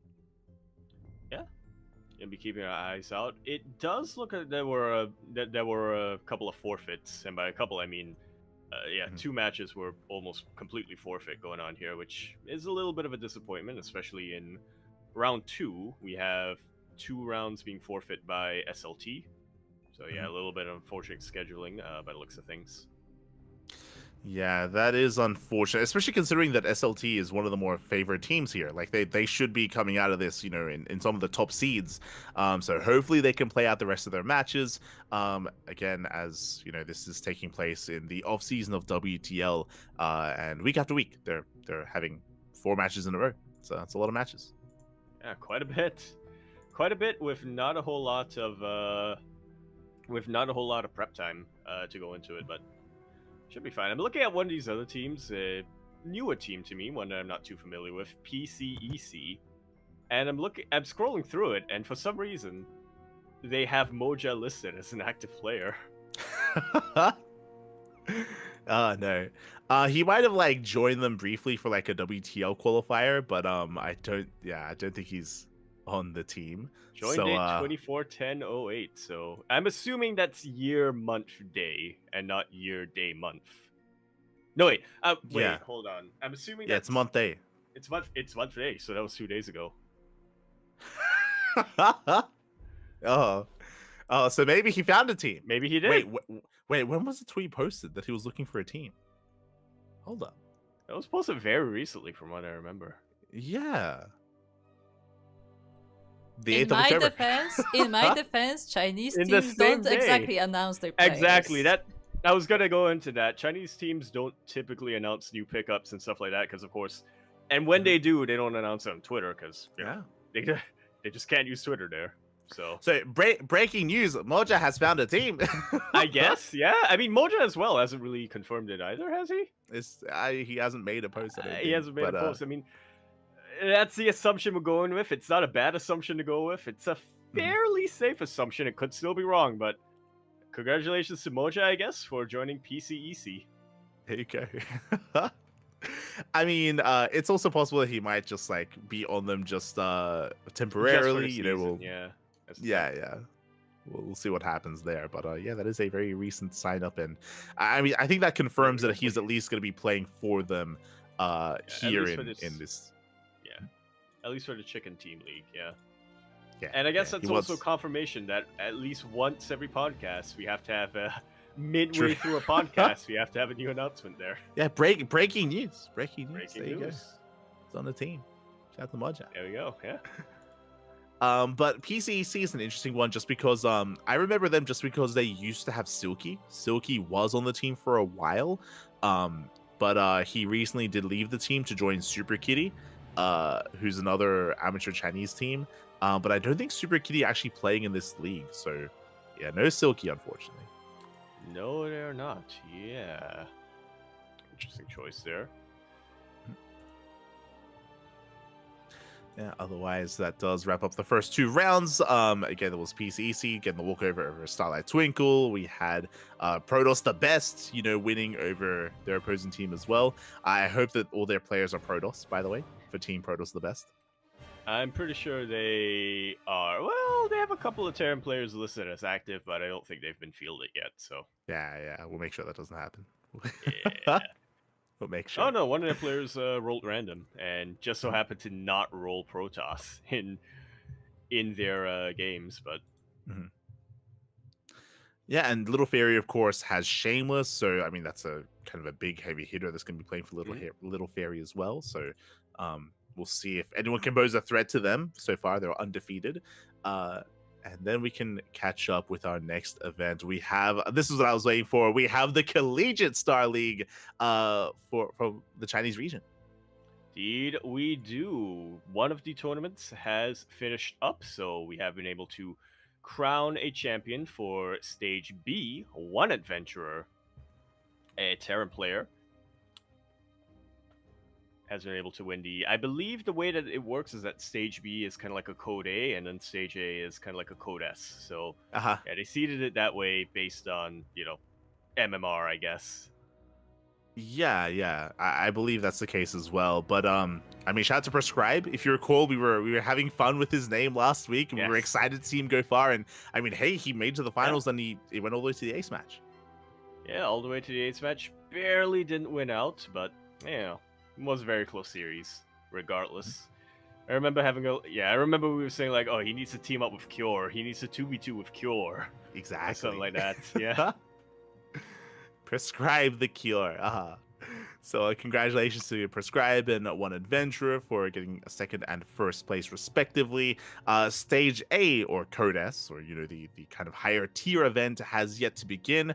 Checking the Wikipedia, it looks like they're scheduled to play out their series or their matches on the 19th of October. So just over a week from now is when it is scheduled to at least play out the first round. Yes, so we can look forward to that. Once again, I don't believe this is going to be streamed anywhere outside of Bilibili, so that could be a little bit of an issue, but we'll see what we can get done. Yeah, coming into this, I do pin TATP as the favorite player, but we have, over the course of some of these results that we've been going over, we have seen a lot of like up and coming players like have some crazy performances. So maybe we could see an upset. Maybe we could see an unknown rise up. I was rooting for Cyril. Not gonna lie, I was rooting for Cyril here, but the other Cyril. didn't quite make it out of the groups, unfortunately. Protoss. Well, what can you do? Protoss, man. Yeah. True. Speaking of events in China, we have the big Liu Li Cup #2 as well. This was a big event that did take place last week. Wardy was the English commentator that was covering the entirety of the event. Yes, and oh boy, this is one where there are things to say. So, shout out to Max Fax, the champion, the winner of this entire tournament. He beat Clem in the upper bracket finals, but unlike what we predicted, he didn't face Clem in a rematch in the grand finals. No. He faced one of the more unlikely players, in my opinion, to make it to the grand finals. Rogue came back swinging. He came back with his bag of tricks, and oh man, Rogue versus Clem was. I remember watching that light. I didn't watch it live. Pig released a video on it on his channel somewhere. The VOD is also available on Morty's channel, but I remember watching that, and I remember thinking, I hate him so much. Rogue came in with a brand new strategy, a Changeling Nidus strategy that just, my mouth was agape. I was like, if Clem doesn't know how to figure this, I don't know how to deal with this. Clem doesn't know how to deal with this. How do you deal with this? This is, Yeah, I did hear about it. It's something that I do have to watch myself as well, but I did hear murmurings of Clem versus Rogue and how insane Rogue was in this tournament. I mean, again, Rogue is, recently we've been praising Trap, right? Recently we have been praising a lot of Trap because he has been more active. Rogue has not, but they both did return from the military at the same time, or at around the same time, within a couple of weeks of each other.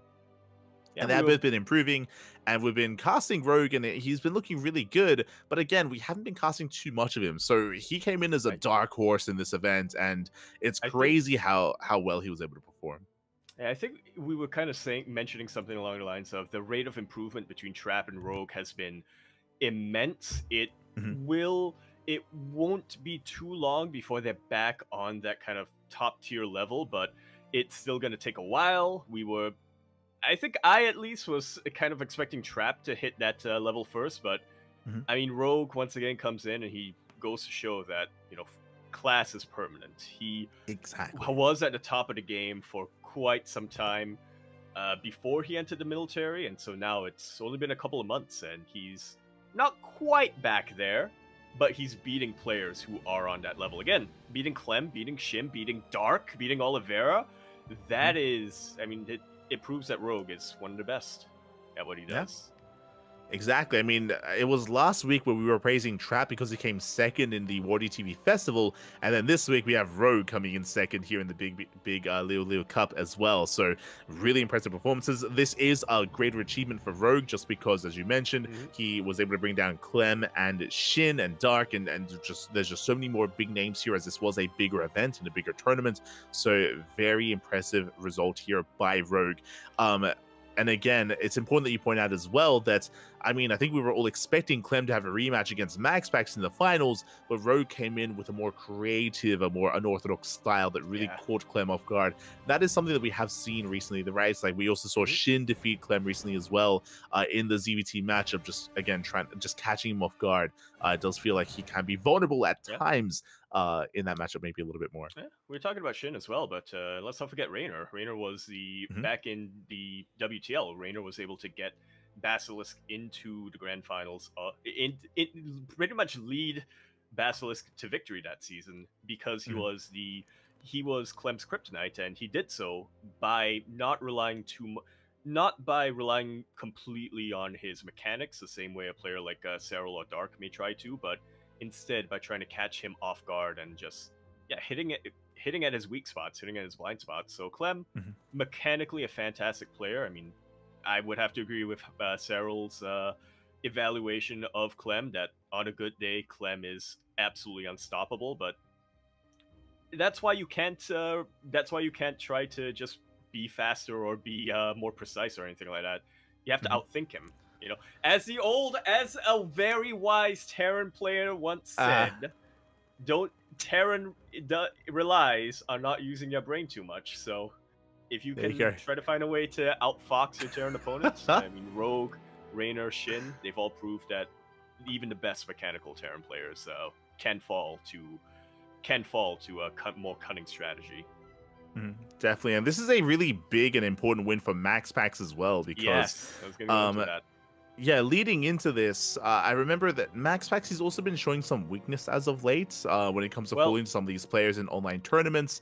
But this is where MaxPax can really shine because for the majority of the year, he's not traveling, he's not playing in these offline events. It's these big online events where MaxPax can start to shine, where he can start to really go up against, the best players in the world. Yeah, I recall it was just last week that we were kind of mentioning that, MaxPax and Clem for the first half of 2024 had a little bit of a rivalry going on. It was a bit more back and forth, but ever since the Esports World Cup, Clem has kind of had MaxPax's number. He's kind of been dominating him week after week after week, but finally in the Liu Li Cup, MaxPax is able to get one over on Clem, a very close series regardless, and he does what Clem couldn't. He beats Rogue in the grand finals, which is more than Clem can claim. Yeah, MaxPax having a much easier time in those finals, but again, MaxPax, he is more known for his PvZ, and it's a little bit harder to really trip him up with some crazy strategies, so Rogue had a bit of a harder time, but yeah, really impressive showing here by MaxPax, having an even cleaner performance because he actually dropped the map to Rogue earlier in the tournament the earlier rounds. Yeah, I see that now. So it actually was a rematch, just not the rematch we were expecting. True. Not wrong. So a strong performance there out of MaxPax. And again, it's really good just because I think a lot of people have been doubting him as of late, just because, again, he wasn't able to showcase himself at EWC. He wasn't able to have the best performance at WTL either. These online events, it's where he needs to shine the most. And likewise, Wardy TV Festival, he also didn't have a big run either.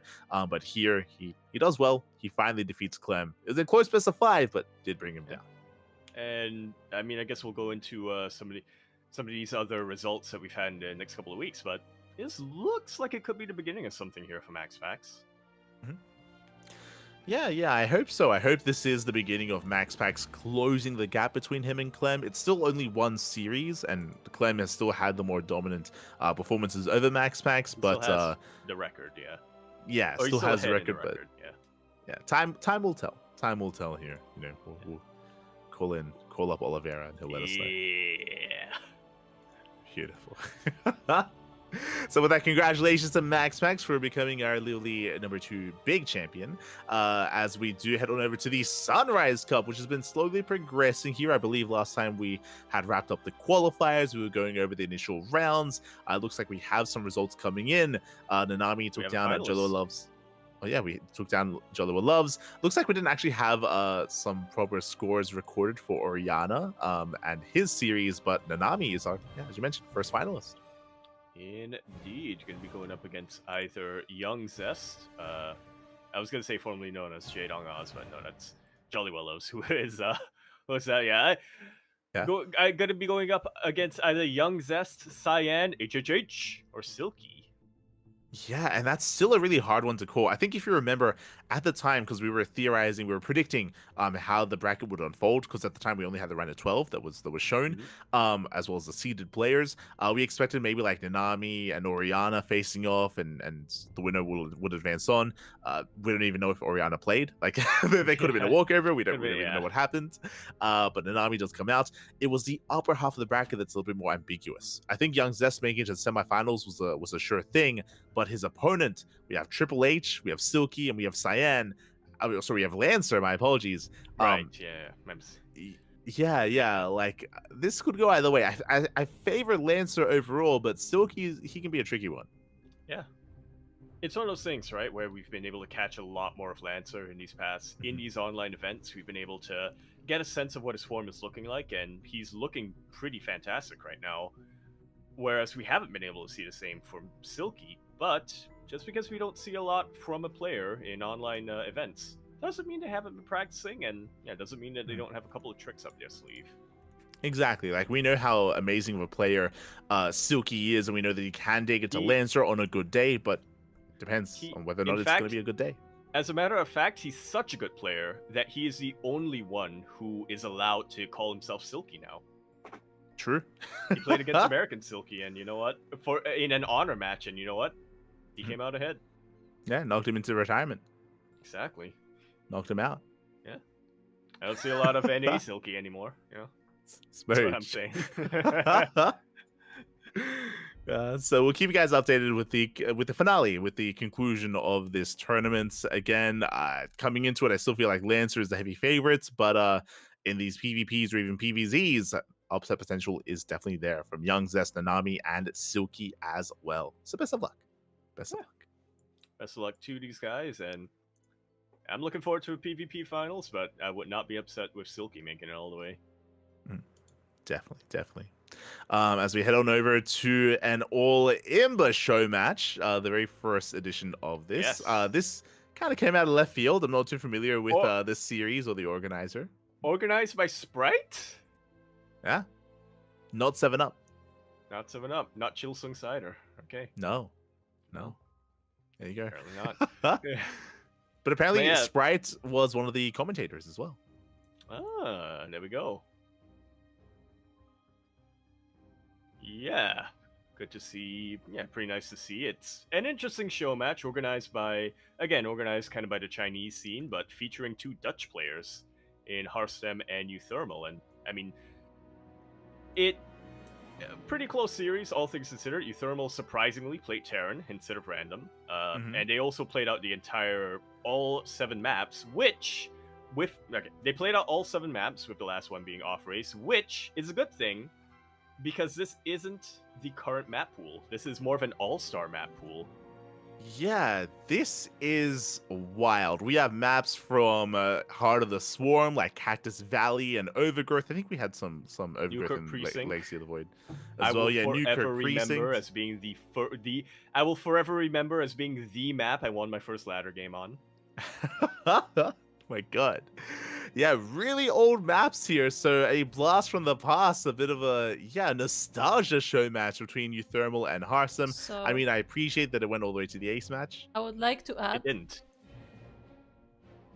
I would like to add that the way this show match worked, apparently they played on a mod that picks the strongest version of a unit from the entire like StarCraft history. I don't know who picks what the strongest is, like which version is the strongest, Oh. but it just picks like the most Mm. imba unit, like the most imba version of a unit, and just puts that into the game. Yeah. Oh, It's the- I see how it's it the is. old- So yeah, it's I the old see Limbo show how match. it is. That makes a lot more sense here. So, yeah, it would have been like pre-BlizzCon 2016 Reapers, like pre-BlizzCon 2016 Reapers, and like pre Adepts with bouncing glaives. Yeah.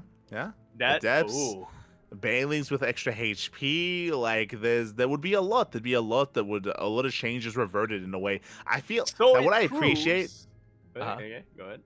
I was gonna say, so this proves that Protoss, Imba, True. was Harsem won, and then also Euthermal when they off race, he played Protoss and he won that map. So Yeah. Harsum didn't win this. Protoss won this. Harsem off races Zerg and he lost. Yeah. I'm just saying. Saying. Imba. Imba. Does that also mean that was the old Swarm host? Oh lord, maybe it was. Brute Lord. Oh, Infestor Brute Lord?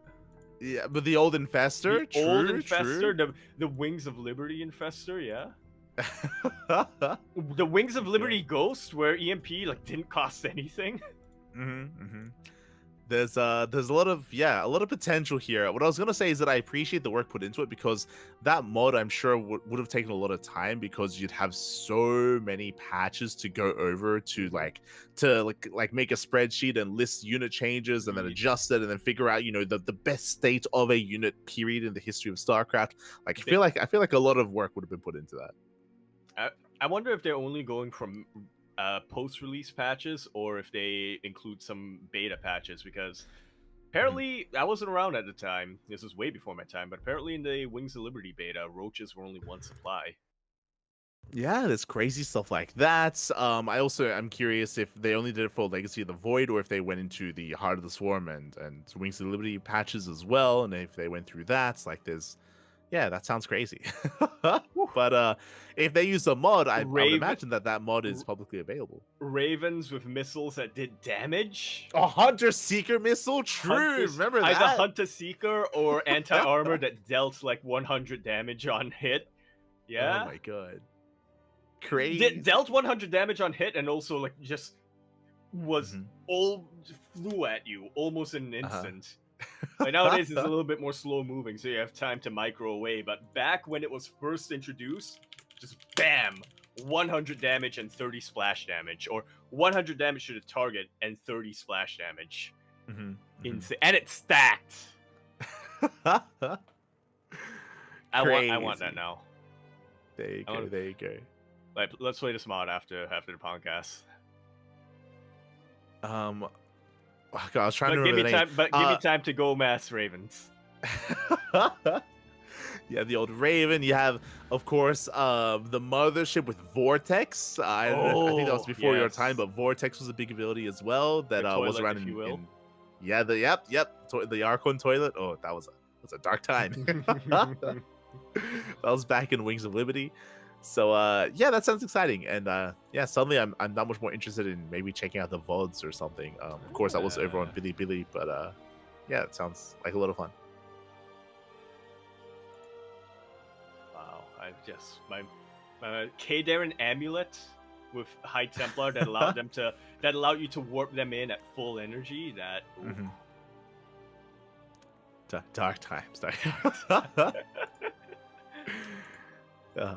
Meanwhile, we did also have the Ursasaurus Cup Rumble in the Americas. If you recall, we've been casting and covering the Ursasaurus Cup over the past month, over the past 4 weeks, and each time we were briefly mentioning how there were going to be some show matches held for the top NA players in each week. Yes, and those did get underway, but I'm kind of didn't see this one coming. Like, there was also an additional round of show matches coming down here. The tournament picks. Yeah. Basically, I think the admins did kind of decide themselves to kind of pick these players to pin them against each other here in a best of three show match. This was more of like an appetizer. This was kind of like the intro to the show before kind of the main event with the big best of fives. Indeed, and oh boy, we got them. Mhm. We did get them indeed. The players who, yeah, we kind of needled, and the admins also kind of needled as the top Americas players Mhm. For each event, and not too surprising how these matches went down, I would say. Yeah, I mean, I'm very impressed here by Nero. Nero had a series against an Inexorable. Initially, went the way of Nero. Nero, he's less of a player and more of a streamer, so I was favoring an Inexorable, but no, Nero, he shows that he is still a competitor himself, that he can still threaten some of these big names, so a big win there for Nero. We had Belmielja versus J Money. J Money did take it 2-1, and then we had Eon versus Patches as well. So Eon versus Patches, I think, was a little bit more clear-cut. Shout out to Patches, of course, for competing. Eon was one of the more heavy favorites. But yeah, it was really cool seeing these initial players being able to be showcased early on. Yeah. And then that led into the show matches themselves. We had Vendetta taking down Mute 3-0. Mute, of course, the Peruvian Protoss player. Mute has been improving a lot. He's been very active over the past couple of months. But Vendetta, he had a bit of a more dominant performance there in the first show match. Mm-hmm. Yeah, unfortunately wasn't quite able to continue this into the second round. I mean, he had a really good start against Epic, Vindicta versus Epic. Vindicta had a really good start, but Epic was able to come back clutch and come in with the reverse sweep in the end. Yeah, really close series that went all the way to the ace match. Again, I do think that Epic and Vendetta are quite comparable in skill, so really cool to see that go the distance. I'm curious to see how the VODs turned out there, so I might check that out myself later on. Again, it was casted by Dave Testa, it was casted by Steadfast and Enki in Spanish as well, and that led into the later show matches, which were a little bit more one-sided. I mean, Estrella is the best player in the Americas, so he 3-0s Epic and he 3-0s Maples. Yeah, not too unexpected here, I would say. I would have. Yeah, it's kind of unfortunate, I would say, that Trigger wasn't quite able to make it into the America's show matches. I would have loved to see Estrella versus Trigger come to effect here, but yeah, it's just not quite meant to be. So yeah, Estrella once again going to be demonstrating why he is still the best player from the Americas region. Oh yeah, and I feel like this is a bit of a teaser of what's to come. So Yes. I'm teasing you there, but Estrella did very well in the online tournaments this week, and we'll get there once we wrap up these initial show matches and these other events. Speaking of, we have the Super StarCraft Global. We've been going over the Supers show matches previously, but yeah, I was unaware of this. This is also a bit of an invitational where we only have 4 players, and we had Max going on a tear here in the PvPs. Indeed, he did. As we were mentioning earlier, Max it looks like the Luli Cup kind of sparked a little bit of something inside of him. He took down Skillers 3-0 in a very clean sweep, and then also took down Showtime in a fairly strong showing. I'm honestly a little bit surprised that Showtime was able to take 2 maps of Max just looking at his form, just looking at Max Pax's form coming into this. But yeah, Max Pax, when he's in form, he is a monster, and I did end up taking it in the end, took out Showtime. Showtime himself having a very close series against Spirit in the opening round. Yeah, I mean, Showtime, he's shown us time and time again that he can threaten Max Pax. He's always able to take maps, sometimes even series. Max Pax, of course, he's the best Protoss in Europe, one of the best Protoss players in the world, so he was able to claim it in the end. But Showtime showing us that, again, clearly he can still pose a threat, and he's still a strong competitive player in his own right. Indeed. So congratulations to Max Pax and Showtime for getting that first and second place. Meanwhile, we have the Basilisk Big Brain Bouts number 70 now wrapping up as well. We also had our show matches. We had Raynor taking down Clem in an off-race show match, best of 5, and this actually led to some images being posted on social media. Yes. Yeah. Oh man, I remember seeing that without knowing the context. I didn't realize that they off-raced and played against each other, but I remember Raynor tweeted out just Mhm. like a like a turtle Terran setup somewhere, and then Uh-huh. Clem responding with like, I worked so hard to block this from my memory. Please don't remind me of this again. Yeah, Rainer, he was like, how does it feel at Clem? And it was on Ghost River. You can see there was actually the first game that Rainer won in the series on Ghost River, where he had cut the map in half. Ghost River is a very small map and very prone to cutting in half in such a way. So, yeah, Rainer, he had some fun with his Terran and did defeat Clem in that off show match. Yeah, very nicely done here. First against proves Imba. Question mark. Likewise, we had Moja versus Sebestis. Did go all the way to the ace match as well. Moja, of course, recently joining PCEC. We did point out earlier that Moja has been competing quite often and improving quite steadily, and did take down Sebestis. Did go to the ace match though. Was a close best of 5 between the two of them. Yeah, a little bit more back and forth as opposed to more of the reverse sweep that happened. Yeah, that happened in the Raynor Clem series. Oh yeah, both very close regardless. And then we had another interesting match, I would say, between Akeron and Cham. Kind of a I wouldn't say a grudge match, but a little bit of a, shall we say, national pride match, considering it's the best player from Spain going up against the with Juanito's hiatus, the best player from Mexico. Yeah, we have Mexico versus Spain. You love to see it. I mean, again, I appreciate. I think even last week we had some more show matches with Cham, but Cham has been featured a little bit more regularly recently, which is really fun, just because he is not the most active of players in Open Cups. So really cool to see that he was invited here, and yeah, did take down Akeron here in the end. But yeah, that could have gone either way, and I do think they're both quite comparable in skill. I have to say, I feel like it would have been a little bit closer had Akeron not played random on the Ocean board. Because looking at the notes here, they were gonna be I imagine they did the thing where they ping pong servers, where it started off with EU and then they went to US Central, I think is what is best for Cham, and then they went back to EU, and then they went back to US Central, and Akeron maybe thinking that with the ping advantage might have been able to showcase something. And I mean, I haven't quite seen this game, so it might have been close, but I feel like if he had continued to play Terran, he might have been able to bring it to the ace match. But then again, I do appreciate Akeron, knowing that this is a show match, decided to give us a bit of a show. Yeah, I think the server rules for EU versus Latin America is either all games played on Central or they alternate between Central and US East. So I think that's why he played random. I think they made an agreement. I think Akeron, he was like, I want to play on EU. And then Cham's like, okay, if you play on EU, you're going to play random. He's like, okay. so the great they agreed. Negotiator.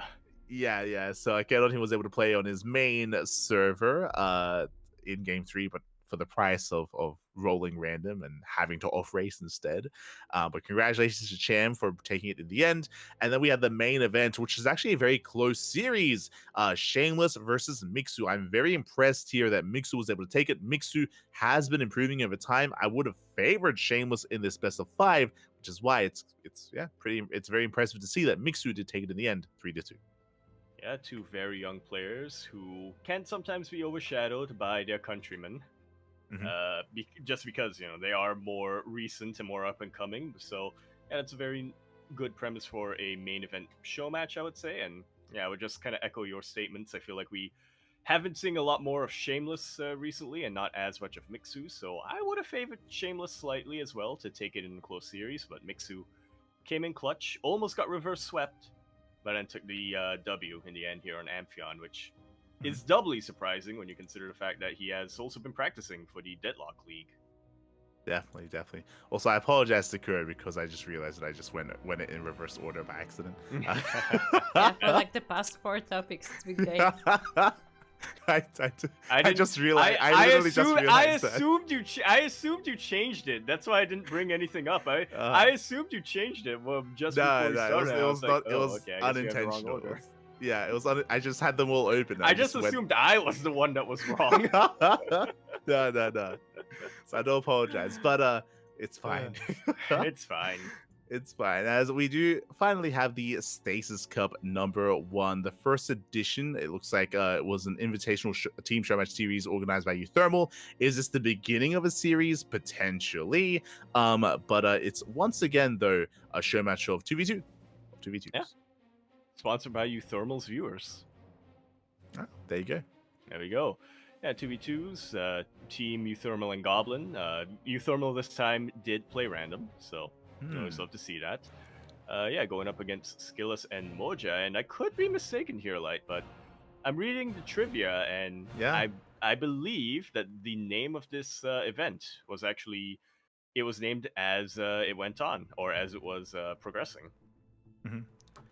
I wonder what it was originally called.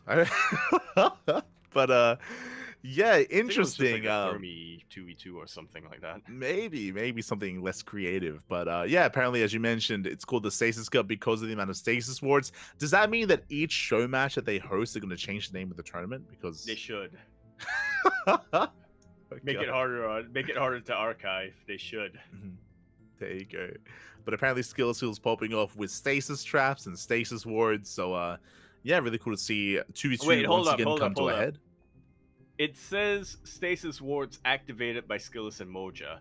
Does this mean they were the one? Does this mean that they were the one, that Skillus specifically was the one who was using oracles to put down stasis wards, or does it mean that they ran into goblins and presumably Euthermal's wards? Yeah, if that's how you read it, like that makes sense, right? That if Goblin and Euthermal were throwing down stasis, yeah, would they just stasising the hell out of Skillus and Moja? Is that? Oh my god.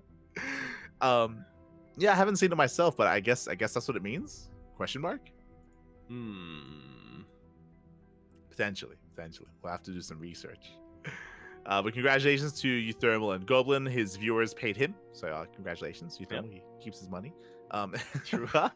Well, he keeps some of his money. He still had to part with some of it to give to Goblin, but no, apparently, true. At least he didn't have to give all of the money away. Mm-hmm. Yeah. Exactly. So I'm sure we'll be seeing some more of these in the future. And with that, we wrap up all of our show matches. Now we can jump into the Open Cups themselves, starting with the KSL. Indeed, we do. And I look at this bracket light, and I see a lot of green. This is Beyond's nightmare. Yes, the KSL. For those that are curious, the Korean StarCraft League is around midday Korean time on a Saturday. Because of that, Terran representation is very low because they're known to be more degens. So we rarely see Kyor or Byeon or Gumiho. They're more active in ESL Asia, for example, these later events, which is why I was pleasantly surprised to even see Byeon. Byeon, he either woke up early or he just stayed up and he played, but did get knocked down early on by Trap. It's so poetic here. He took out Gemini in the first round, and then he got taken out by Trap in the next round. Yeah, we casted it, and it felt like one of two things. Either Trap was upset for his boy being taken out, and he like, vent his frustrations and got his revenge for Gemini on Byeon, or Gemini, he was like thrown out early on to like scout and to like tell Trap like Byeon's builds. I would say he was a sacrificial lamb, but I'm pretty sure he went there willingly. Yeah. Exactly. For Trap, he would have gotten there willingly. Exactly. So he kind of like stood in the way of Byeon to protect Trap. Wasn't able to. Trap took care of him himself. But yeah, it was a beautiful story that we had there between Gemini, Trap, and Byeon. The drama. Oof. Trap, unfortunately, not quite able to make it all the way. He did get taken up by Dark in a close best of 3. Yep, went all the way to the ace match. Likewise, so did Dark and Estrella, so really close matches there. Great to see the return of Dark. Again, Dark, he took some time off. So did Hero. Both Dark and Hero have returned. Hero also, he was on, if you remember last week, was his return as Hero was on vacation. But what was crazy here is the results. Zaun 2-0'd Hero and Zaun 2-1'd Nightmare. Zaun, I think you mentioned it last week, but Zaun, his PvP, it's looking like he never left. Oh, yeah. It's looking like he never had to go into the military there. Specifically in the PvP matchup, taking out Nightmare and Hero, as you were mentioning. Huge upsets going on there, but unfortunately did end up falling to Shin in the semifinals. Yeah, Shin popping off. He toured Classic, toured Rebellion, toured Xeon, and then we had a very rare ZVZ finals. Again, KSL is usually dominated by Protoss, usually dominated by Hero specifically. But as we mentioned, Hero, he was on vacation. He's looking a little bit more rusty nowadays. He's, shaking that rust off. And in that period, we have the rise of Shin and Dark instead. Did go the way of Dark, so congratulations. That was a very intense ZVZ. As you can imagine, Yaku, it was very short. We had a lot of all-ins from both players, both Shin and Dark. They would constantly be cutting drones and just link flooding or going for these roach timings that were just constantly in each other's face. It was a very short best of 5, but a very fun one. Those are the best ones, Yeah. Man. It suddenly got into my head. I desperately want to see a 1v1v1 between Shin, Dark, and Rogue, now that we know that they're all in form. Just how chaotic that would pan out. There are still a couple of 3-player maps out there they can put in. Yeah, there's definitely potential there, definitely, especially with the rise of Rogue. And again, like, Rogue isn't playing in KSLs. Like, again, Rogue, he's not the most active player, which is why it was crazy to see him just come out swinging in big Lil Lu Cup. Oh, sorry, Lil Lee Cup. It's a tongue twister. It is. So congratulations to Dark. He does win this week's KSL. We have to cherish Dark while we can, because we don't know exactly when he's going. We know he's going to the military soon, just we don't really know when. TM. So, yeah. I mean, I assumed that he was going to be going into the military after last year's Katowice, but he thankfully I guess he had a baby on the way, so the military couldn't take him immediately. He was able to get a little bit of extra deferment, so congratulations nonetheless. Scrolling on over, we have the CSO Cup 75, an open cup more centered around the European time zone. And we had our regulars coming in swinging here. We had some very interesting results here. We had Cristiano taking down Shameless 2-1, and then Nicorette came out on top in a best of 5 over Cristiano.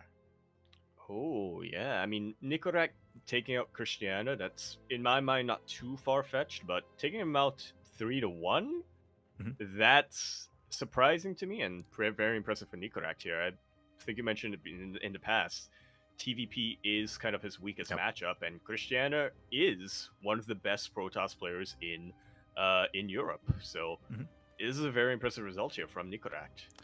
Yeah, Nicorette, he has been evolving his TVP. I'll be honest, over the past, I want to say, like, maybe 2 months at most, it feels like Nicorette, he like rewatched like Oliveira's interview. Like, it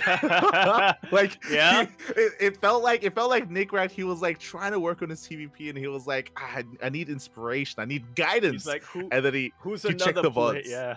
He's like, who's another player who struggled with TVP until he received wise words from an elder? And then he watched that SC Boy interview that they had with Oliveira, and he was like, wait, you're telling me that this is holding me back? My brain is causing me to lose? And then he just threw it away, and evidently, it's bringing him success.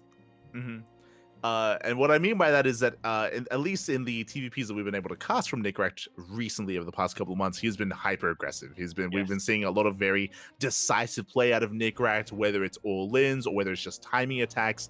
But it does feel like he has kind of taken the reins in TVP, and he's been having more success with it.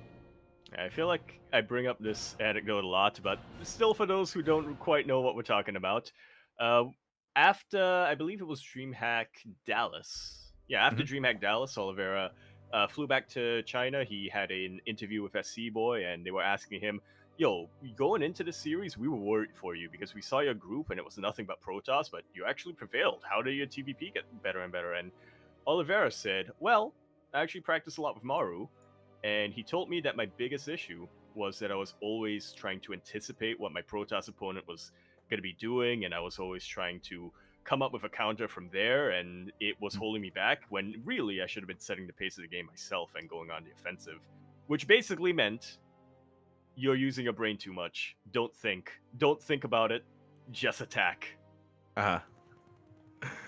Yeah, just kind of the idea of trying to force the Protoss to respond to you instead and being the Yep. aggressor initially in the matchup. So it worked out well for Oliveira, and it feels like maybe Nickrecht has kind of taken that to heart as well. At least from what we've seen, and hey, to take down Cristiano, so impressive. Seems to work at the pro level. I gotta say it at the much lower levels where I'm at. That does not work out. I try to go in. I try to go in on the aggressive, on the offensive, and be aggressive, and I miss 5 macro cycles. So Oh no, it works out really well when you have a strong mechanical foundation, and it's what you should be doing at the top levels. But if you're trailing around diamond like I am, maybe work on your fundamentals. I need to work on my fundamentals first. Yo, am I listening to Milk right now? Let's go. Glad to hear that some of his words of wisdom has stuck around there, Yako. Good to hear. But congratulations. It can't. It's seared into my brain. I look at my bank account. I see that I have a balance in my bank account, and I'm like, I need to spend all this money, otherwise the taxman's coming after me. It's seared into my eyes. Spend your goddamn money. There you go. Shout out to Old Mate Milk for the coaching many years ago. Yes. But congratulations to Nickrecht for claiming the win here. Scrolling on over, we have our event, Sparkling Tuna Cup number 67. And we just mentioned him, Cristiano. He may have come second in the previous event against Nickrecht, but here there was no Nickrecht. I did notice that when the bracket was seeded and when the check-ins finalized, Nickrecht is a regular in these tournaments, and he's usually the Terran player to keep an eye on to have a deep run. Nickrecht was not here, and I don't know if you noticed, but neither are some of the other top Korean players. Over the past couple of weeks, we've seen Byun, Shin, Trap, Nightmare. These 4 have been more regulars as of late in Sparkling Tuna Cup, but they were nowhere to be found here this week. They discovered a mountain is going to be my assumption. It's possible, yeah.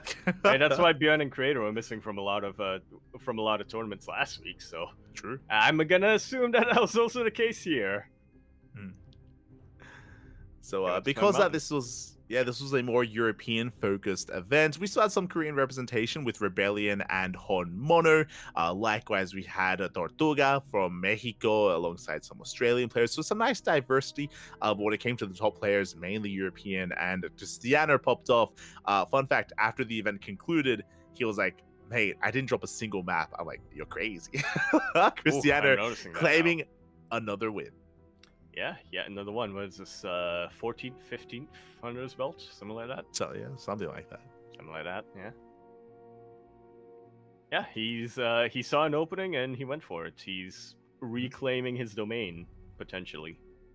Yeah, and I'll be honest, when it came to this event as well, I wasn't too sure who was going to be facing off against Cristiano. Like, he was the heavy favorite for the entire tournament, as it usually is, unless there's another big name. And this week, it wasn't just no Nickrecht, but there was no Geralt. Like, I expected Geralt to be the one to face up against him, but he wasn't here. That explains things. I was going to say, looking at the bracket, I would have guessed Nikic, honestly.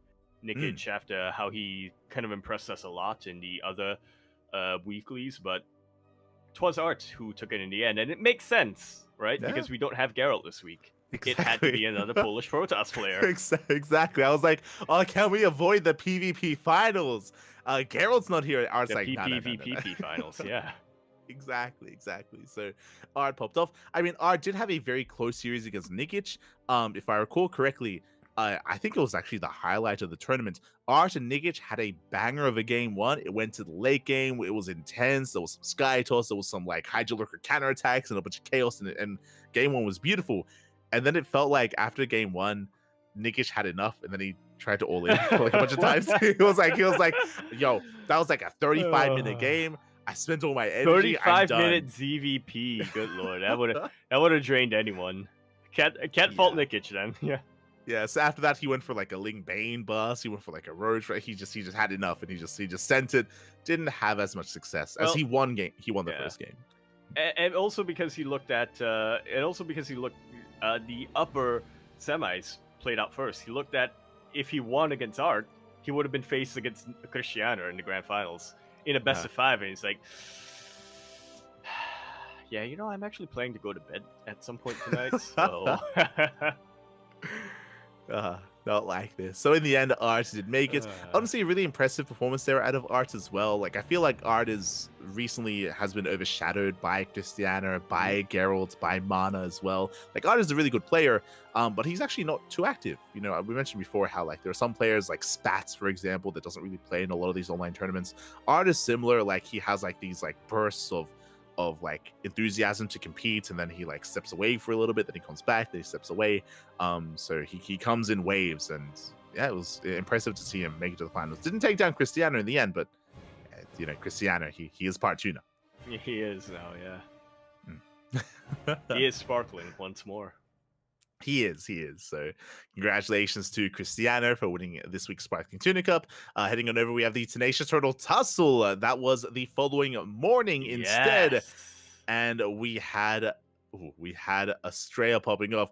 We will have to fix up the Liquipedia page though, because that's not quite. Did what he not happened. off race and dominate? Ah, No, I don't know why that's they like ruined. that. Well, that's gonna be it for me then. No. He did off race against Eon though. I think that's why did, it's yeah. the bracket is a little bit messed up. But he did off race against Eon. Did he? Yeah. Did he play random or? If I you look played at the details, it says Hold on, I'm Protoss and fixing Oceanborn. it. But yeah, we did have our Tenacious Turtle Tussle, and we spoke earlier about keeping an eye on Estrella, right? Where Estrella, he had a good performance previously, and now here he is winning, I think, his first Tenacious Turtle Tussle, actually. His first one? I believe so. We have I'll have a to double quick check little that. look here at the table.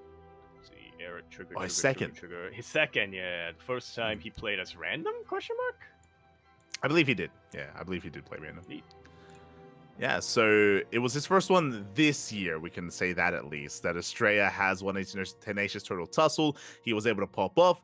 He was able to take down Homono. He took down Geralt in the grand finals in a PvP. Likewise, we had a Trigger versus Geralt. And honestly, I was waiting for Trigger versus Estrella. I was hoping for that rematch. I was hoping for a PvP between the NA boys.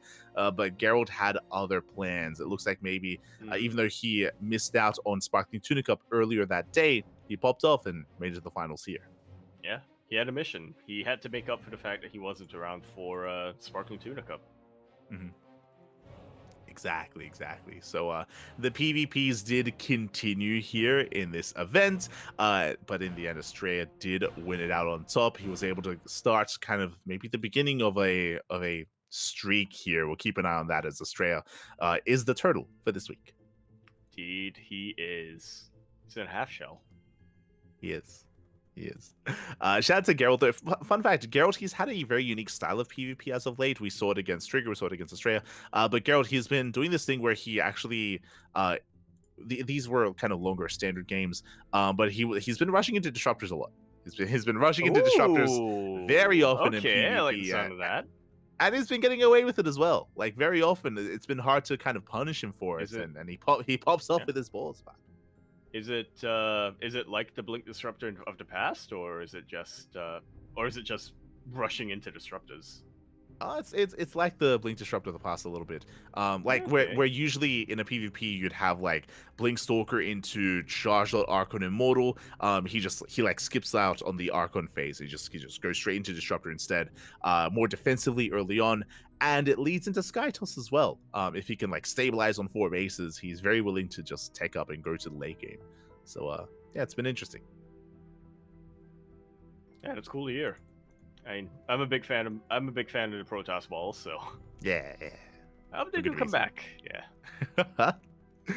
For good reason. Meanwhile, we have the following day, the Wardy TV Monday. I say the following day, sorry, it was that evening, after Tenacious Turtle Tussle.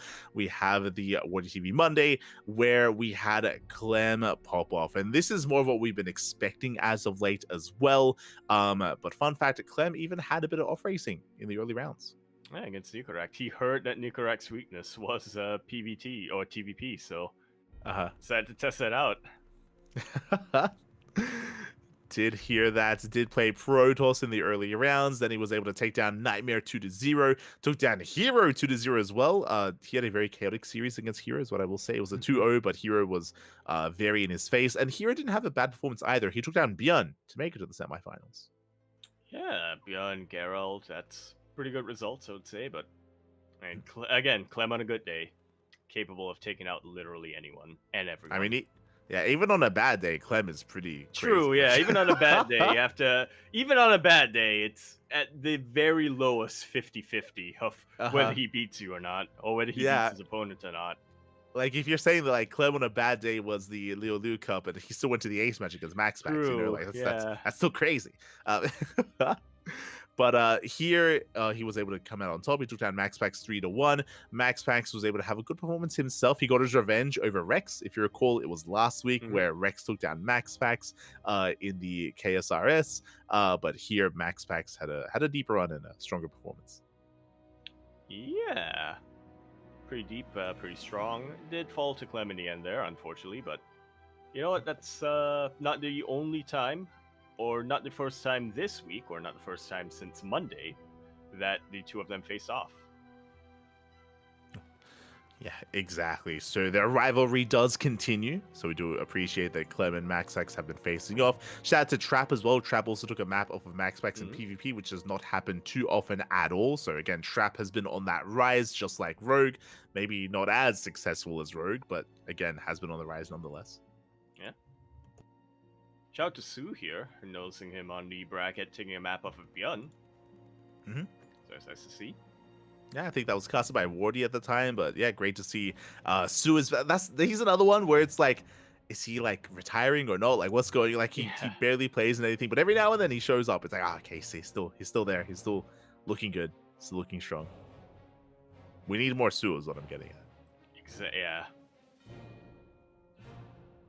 I agree.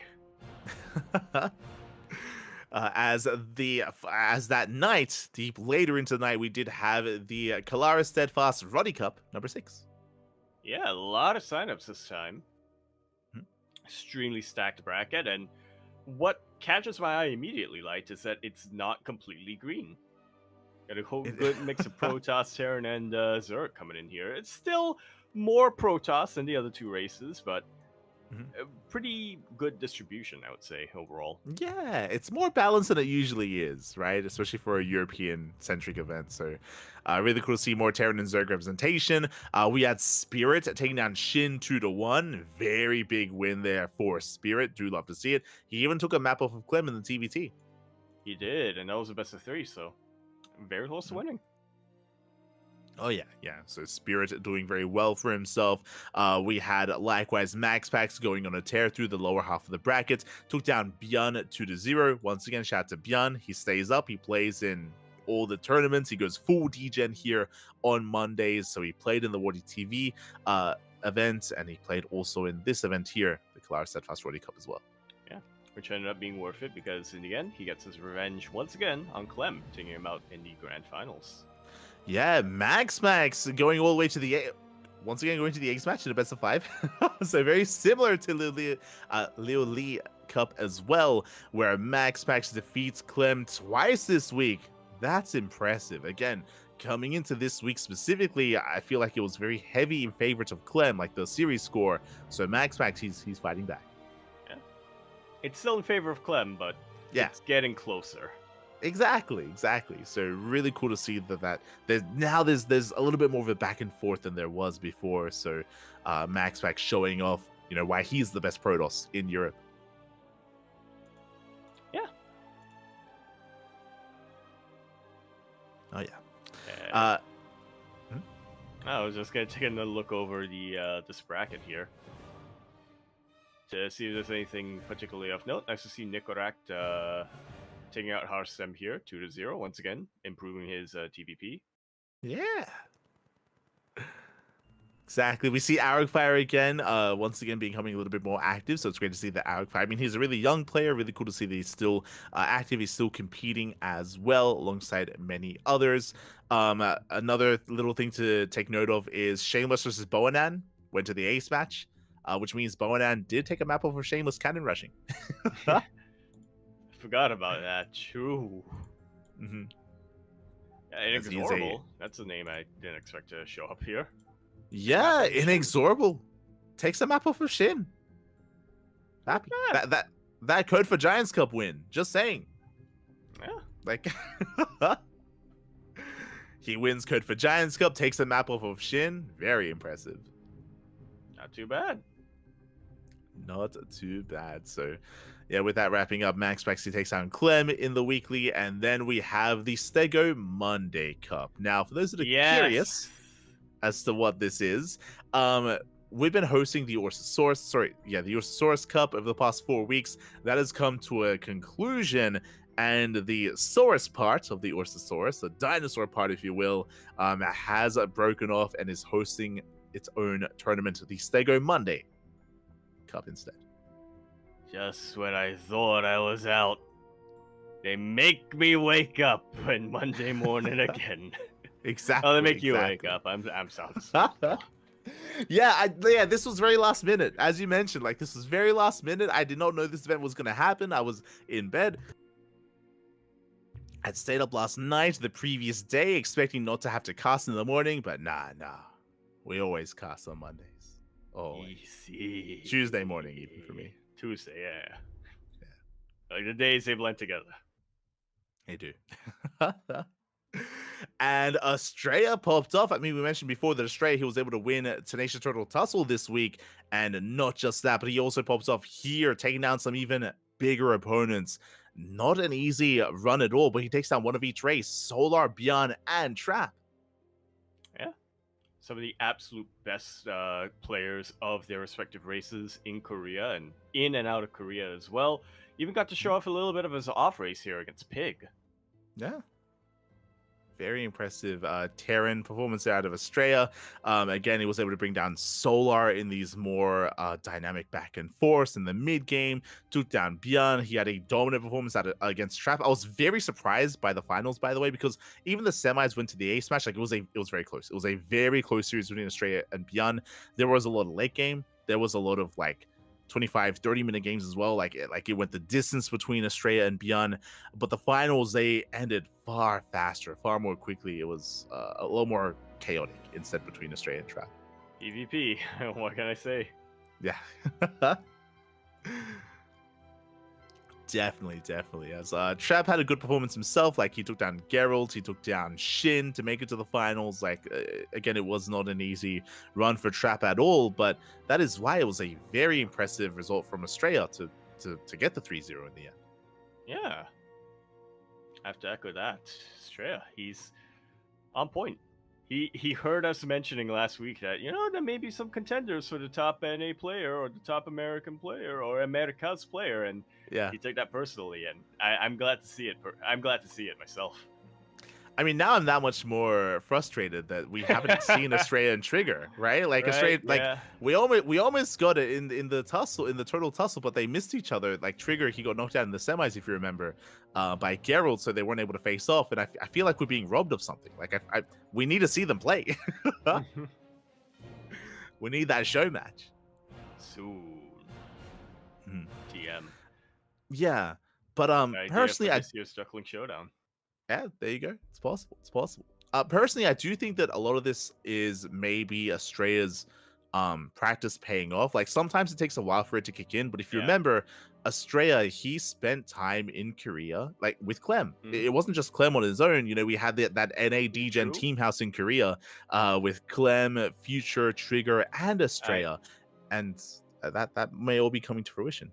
I like how we call it the NA DGen team house when there were at least 2 members from EU there, Clem and Goblin. Clem, Goblin, Estrella, Trigger. There was a 5th, right?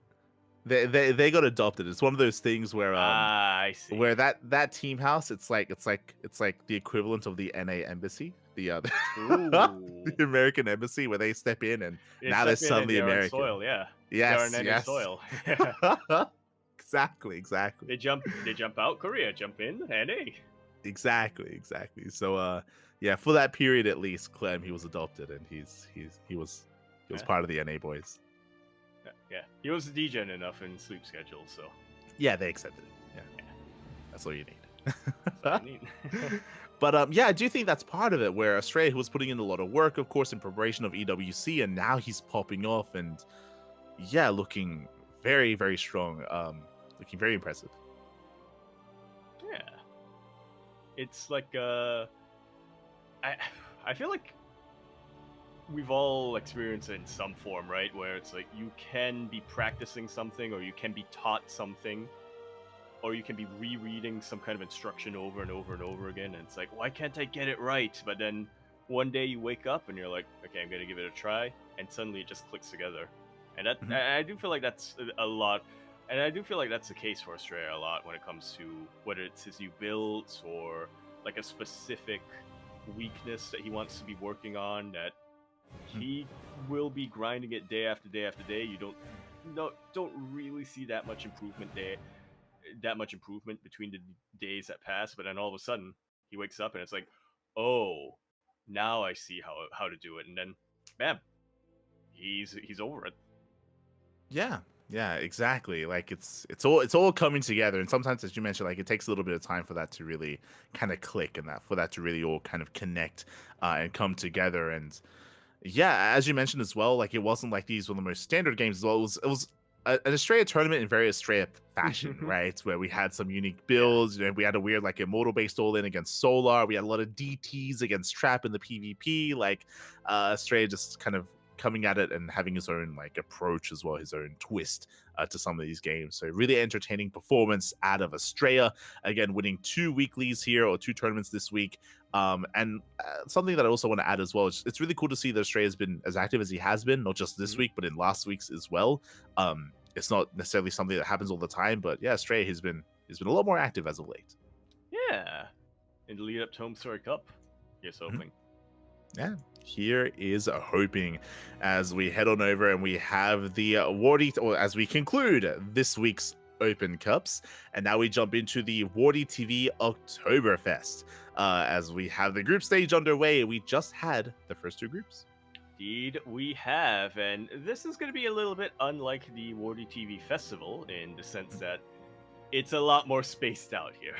So we don't have to rapid fire all of them, but as you mentioned, the first 2 groups it did conclude, and yeah, we're waiting on Group C and Group D to finish up before we get into those playoffs.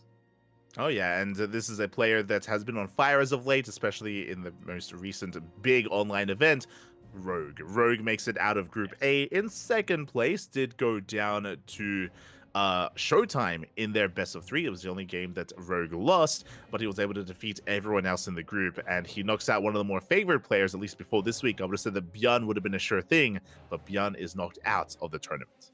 Yeah, 100%. If this took place a week ago, even just a week ago, I would have said 100% Showtime and Björn are going to be the ones making it out. But Rogue, he's got tricks, man. He is on fire. He is back on his way up to champion form, and it shows. It shows itself once again here in Wardy October. Yeah, and the results, it definitely is showing. So very impressive stuff there out of Rogue.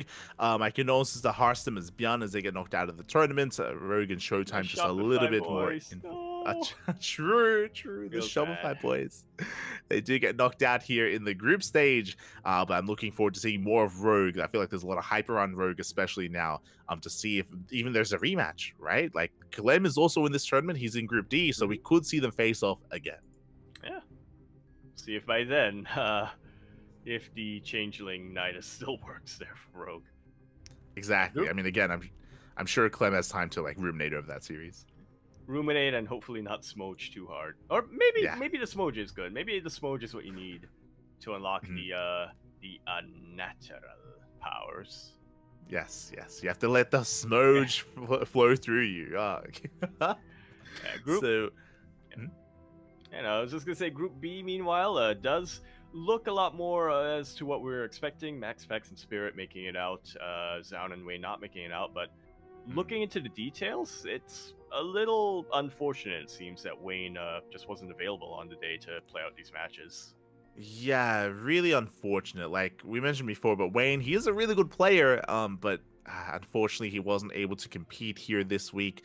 We had purely forfeits out of him. He definitely could have contested and maybe even made it into the top two. It's definitely within the skill level of Wayne, Mm. but I guess we weren't really know in the end just because he did have the forfeits. And yeah, with that, Max Vex and Spirit make it out instead. Indeed, they do. And that's all we know for now. We do have our other two groups prepared for us, or kind of prepared for us. Group C is ready to go on the way. Shin, Oliveira, Cure, Hero. That's going to be scheduled for about 5 days from now. And Mhm. Group D is not quite fully confirmed, but at the very least, we do know that Solar, Clem, and Trap are going to be playing there. Mhm. And because of that, that means that for the next podcast, these two groups would be wrapped up by then, and we can go over the results. But that also means, Yaku, you know what time it is? It's prediction time. Who makes it out of Group C? Ooh, well, who makes it out, Yaku? Who makes it I out? made the mistake in the past of discounting Cure. Mm-hmm. You gonna do it Okay, again? I have I want to, but I have a hit pick and I have a gut pick Okay. and I have a Okay. heart pick. So Okay. heart, 3. 3 picks, yes. Heart, I would say Oliveira and Hero. Those are the two who I'm rooting for the most. Not that I'm rooting against Shin or Cure. Well, I will root against Cure if he whips out Cyclones again. But yeah, Oliveira and Hero are the two who I would say I'm bigger fans of right now, and who I do want to see making it out a lot. So that's Heart. Brain is telling me Cure and Shin, because just based on results and based on the fact that, yeah, Hero, he is an amazing player, Oliveira as well, but I would rate the Cure and Shin higher just based on recent results, right? I mean, recent results on the weekly events is what I should say. You know, Hero, he's just returning, he's not quite in full form, so Cure and Shin seem to be the most likely. But my gut feeling is telling me Shin and Oliveira, and I can't explain why. That's just a feeling I have. Okay. Are you just hungry? Is that what's happening right now? Probably, yes. Let's go. Now, I would have It- to agree when. Go on. It could also be that I just saw the seat, that I just saw that they're both seated at the top, and then Okay. my brain immediately is like, oh, automatically I'm like, oh, that means they're making it through. There you go. Because I see the green next to their names. It could also be that, but no, I think it's just a gut feeling mostly. So I agree when it comes to the heart pick. As you mentioned, I'm a big fan of Oliveira and Hero. I would love for them both to advance on and to get them, representing in the next rounds. But I do agree in the sense that Hero hasn't been looking as impressive these past couple of weeks, just because he only recently came back from his vacation. So I do have to lean away from Hero when it comes to my predictions. I think you went a head pick Cure and Shin. I think I'm gonna go. God, Cure, he always floats under the radar for me. I don't know why, but so I feel like I need. I mean, to. I made that mistake last time. Yeah, an So. understandable one. I think I'm gonna go Oliveira Cure. I think the two Is it Terran because boys. Terranimba? Or True. No, it was I mean, Oliver's he's been doing well recently, like not just at EWC, but remember the Bulgaria event, which was like a True, month ago at this point. True, it's been a month. It's been a month since the though, so. Bulgaria land, but like Oliver still was very much so informed there. So I do think it's gonna be Oliveira versus Cure, but Shin can always pop off. Like Shin is just a wild card. We've seen Shin cheese the hell That's out of why Clem. I gave him my gut pick. Yeah, he can cheese the hell out of any of these Terrans as well. Like like Shin's crazy. But I think I have to vote against him because he keeps playing on Dynasty. That's true. If he goes up against Hero, yeah. Or even against Terran players, he plays on Dynasties. Well, he doesn't spine rush Terrans on Dynasty, but yeah, he still plays on it though. And I just don't. I can't agree with it. I cannot get behind it. It can't happen.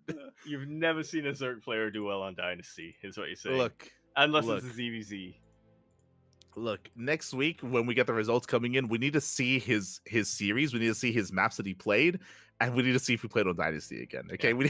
And then you're we gonna need to and then know. you're gonna immediately just not even go into his DMs. You're booking the first flight to Korea, and you're like, why? You're gonna knock down his door, just grab him by the shoulders, and be like, "What is wrong with you?" No, I'm gonna knock down his door. He's gonna like be in the door in the hallway. I'm gonna walk past him. I'm gonna go to his PC. I'm gonna veto Dynasty. I'm gonna veto Dynasty in his BNet client. That's what I'm gonna do. You're gonna hack into. You're not even gonna just veto it in his account. You're gonna hack into his files and just Yes. remove Dynasty and make it so that he can never download the map data for Dynasty. Yes. Exactly. That is what I'm planning to do. That's God. You're gonna hack the Blizzard servers and you're just gonna remove it from the game. Not even from the ladder, from the custom maps as well. Oh yeah. Just It's gonna be because like of Shin it never as well. existed. Yeah. Exactly. It's not because of the map. It's because of Shin. Yeah. So I'm gonna go with Cure Oliveira, but again, Shin can cause upsets. We'll find out what happens next week. Meanwhile, we have Group D, which apparently has a missing player. Apparently, there is an unconfirmed invite. If you recall, for the Wardy TV Festival, I believe that slot last time was filled by Trigger. I think Trigger, he was like Right. the last second replacement man. So he could be an option again, to be honest. But I especially bet because how on it, yeah. active. Yeah, how active Estrella's been. I would love for Wardy to invite Estrella, but I can definitely see Trigger being invited, especially if it's at a more like Korean time slot like event. You know what? Estrella, Trigger, it's the number 1 NA and the number 2 NA, so they're interchangeable here. True. They're interchangeable in our predictions. They're the same. It's fine. Kappa. So who would your prediction be? Under the assumption, unless you have another idea for the other invites, Under the assumption that it's going to be Trigger or Estrella. Well, okay, here's the thing. I feel like looking at the opponents here. Okay, that's tough. Remember, 'Cause I was Estrella gonna did say- recently beat Trap and Solar. He did. That's the thing. I was gonna say if it was Estrella coming in here, then my picks would probably be either Clem Trap or Clem Estrella, because I do feel like Solar is underperforming a little bit here, but no, wait, what am I saying? Okay. What I was trying to get at is that I feel like Estrella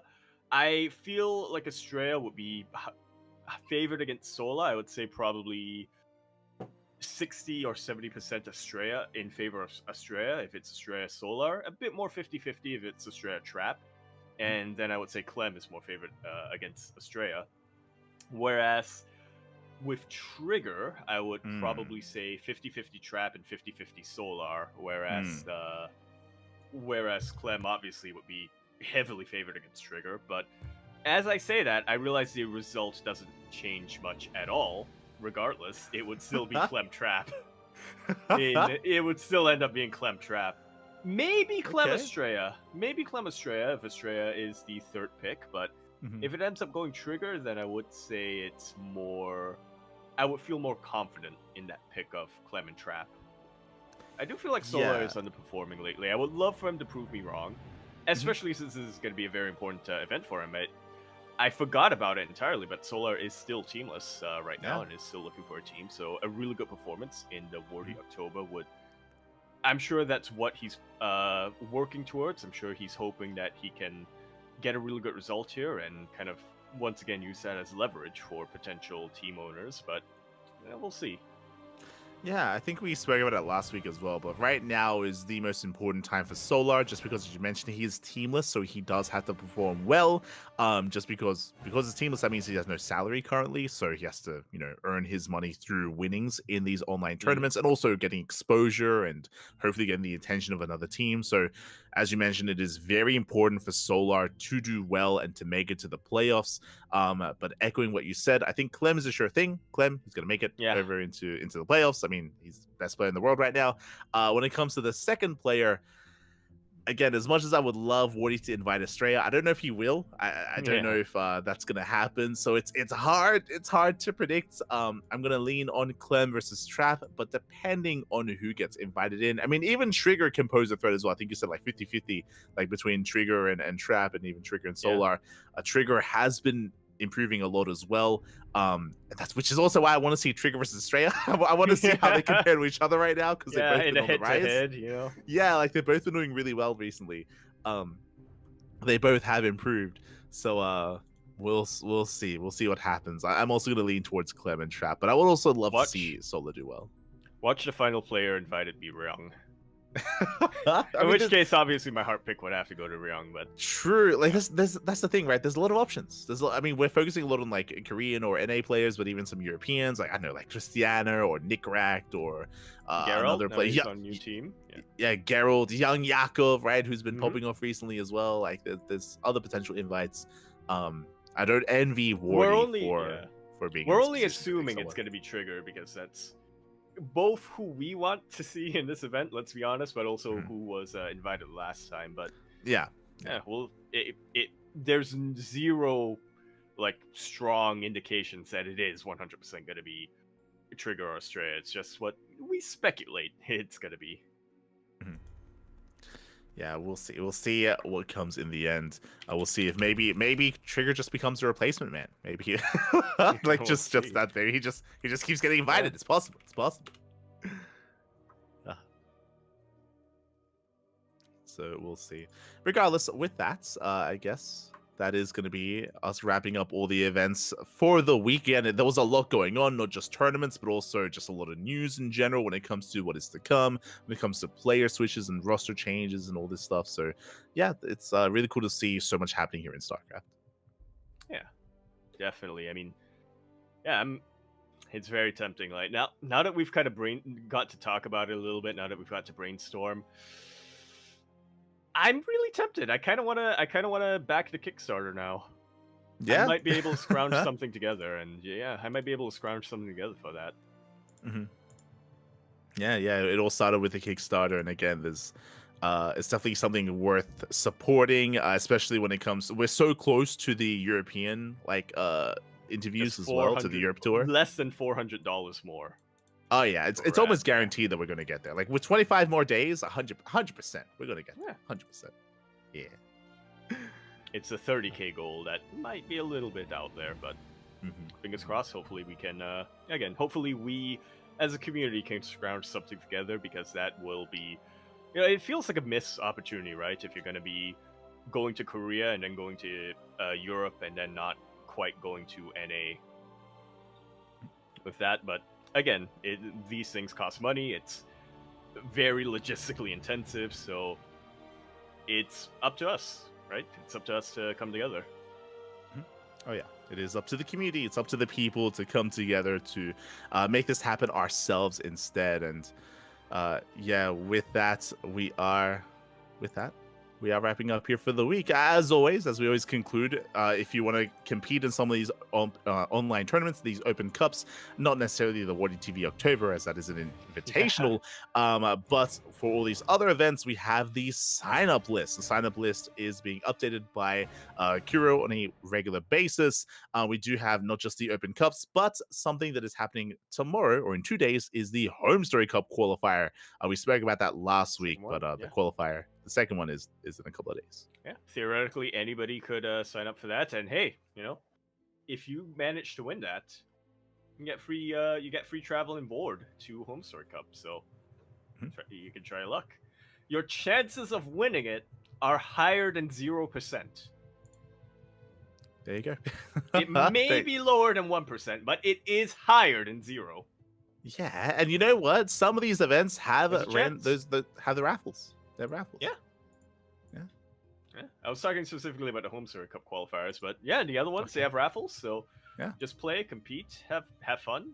Talk to some other people in the community, some other very passionate members of the community who come in and like to compete on a regular basis, even if they're not the best. And maybe you'll win the raffle. Keep my finger. Maybe you'll win it, but you won't, because I'm going to win it. There you go. There you go. So yeah, so for the next week we have the Home Story Cup qualifier number 2. We have the StarCraft Evolution League number 4. You have STC Sparkling Tuna Cup. We have the next Team League Wardy event, which is going to be the Wardy TV 3v3 October Cup. We've been having like 2v2s and 4v4s, but the next one is going to be a 3v3, so some more Team Cup action. We have a Vietnamese weekly event called the Play Open Cup number 5, and many other events as well. That's a blast from the past. I'm glad to hear that the Vietnamese scene is still going. Or still going pretty strong. Yeah, it's not quite the regular Open Cup that we were used to seeing back in the day. The Ao Dai weekly, if you recall. I was reaching into the recesses of my mind. It's like, no, the Ao Dai, not food. Yeah. Not traditional Vietnamese food, but instead traditional Vietnamese clothing. There you go. So it is a Vietnamese only tournament, and yeah, it's really cool to see that they're bringing that all together. Some faces that I haven't seen in a long time. It's good to see them all again, once again. Yeah, beautiful. Is Justice Simon back? Unfortunately not. I did see Thuck Lao though. Ooh, yeah, that's another name I haven't heard in quite some time. Oh, yeah, it's been a long time.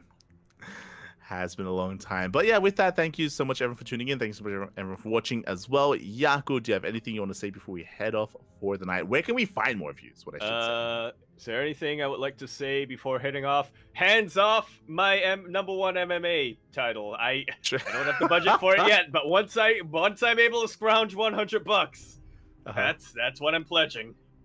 There you go. That's my closing statement to the viewers there. But other than that, twitch.tv/YakuZaku1. I haven't streamed in a long time, and it's possible that I'm not going to be streaming for a very long time to come as well. But that's it, with a positive connotation at the end there. So see what goes. !Discord in the chat is where you can find. We'll bring you to the CranKy Ducklings Discord server. It's where you can find me. It's where you can find Light. It's where you can find Kuro. So you can find everyone who is cool. So if you think you're cool, you should join that as well. Twitter.com at Empora Yakuzaku and Blue Sky at Just Yakuzaku. Not just. There is a Blue Sky.Yakuzaku is what I should say. There you go. So check out more of Yaku over in his own personal channel. Likewise, we'll be joining us for the PondCast and potentially a cast here or there again. Potentially, Yaku's going to be a little bit more busy over the next couple of weeks and couple of months, but we'll see what happens. Likewise, shout out to Kuro, aka 16 Squad Senseki, has been handling the production and was able to chime in and was able to elaborate on some things earlier on. We had Yaku's beautiful translations, but Kuro, she was able to help out a little bit, even though Polish isn't necessarily her native language. I was able to help out Yaku a bit. Yeah, it can be a little bit difficult to read, so it can be. We do appreciate the aid there. Yeah, it's good effort.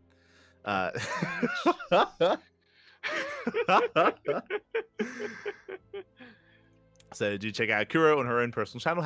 Does stream every now and then. Has been streaming some Final Fantasy, and I'm sure many other games in the future. And otherwise, you can follow myself at light_VIP on Twitch and Twitter. I try to stream on a regular basis whenever we're not casting here. I was actually laddering earlier on my personal channel. So if you're interested in some StarCraft 2 ladder or some Final Fantasy or some other games, you can follow my own personal channel. We leave the CranKy Ducklings only for casting and for team content.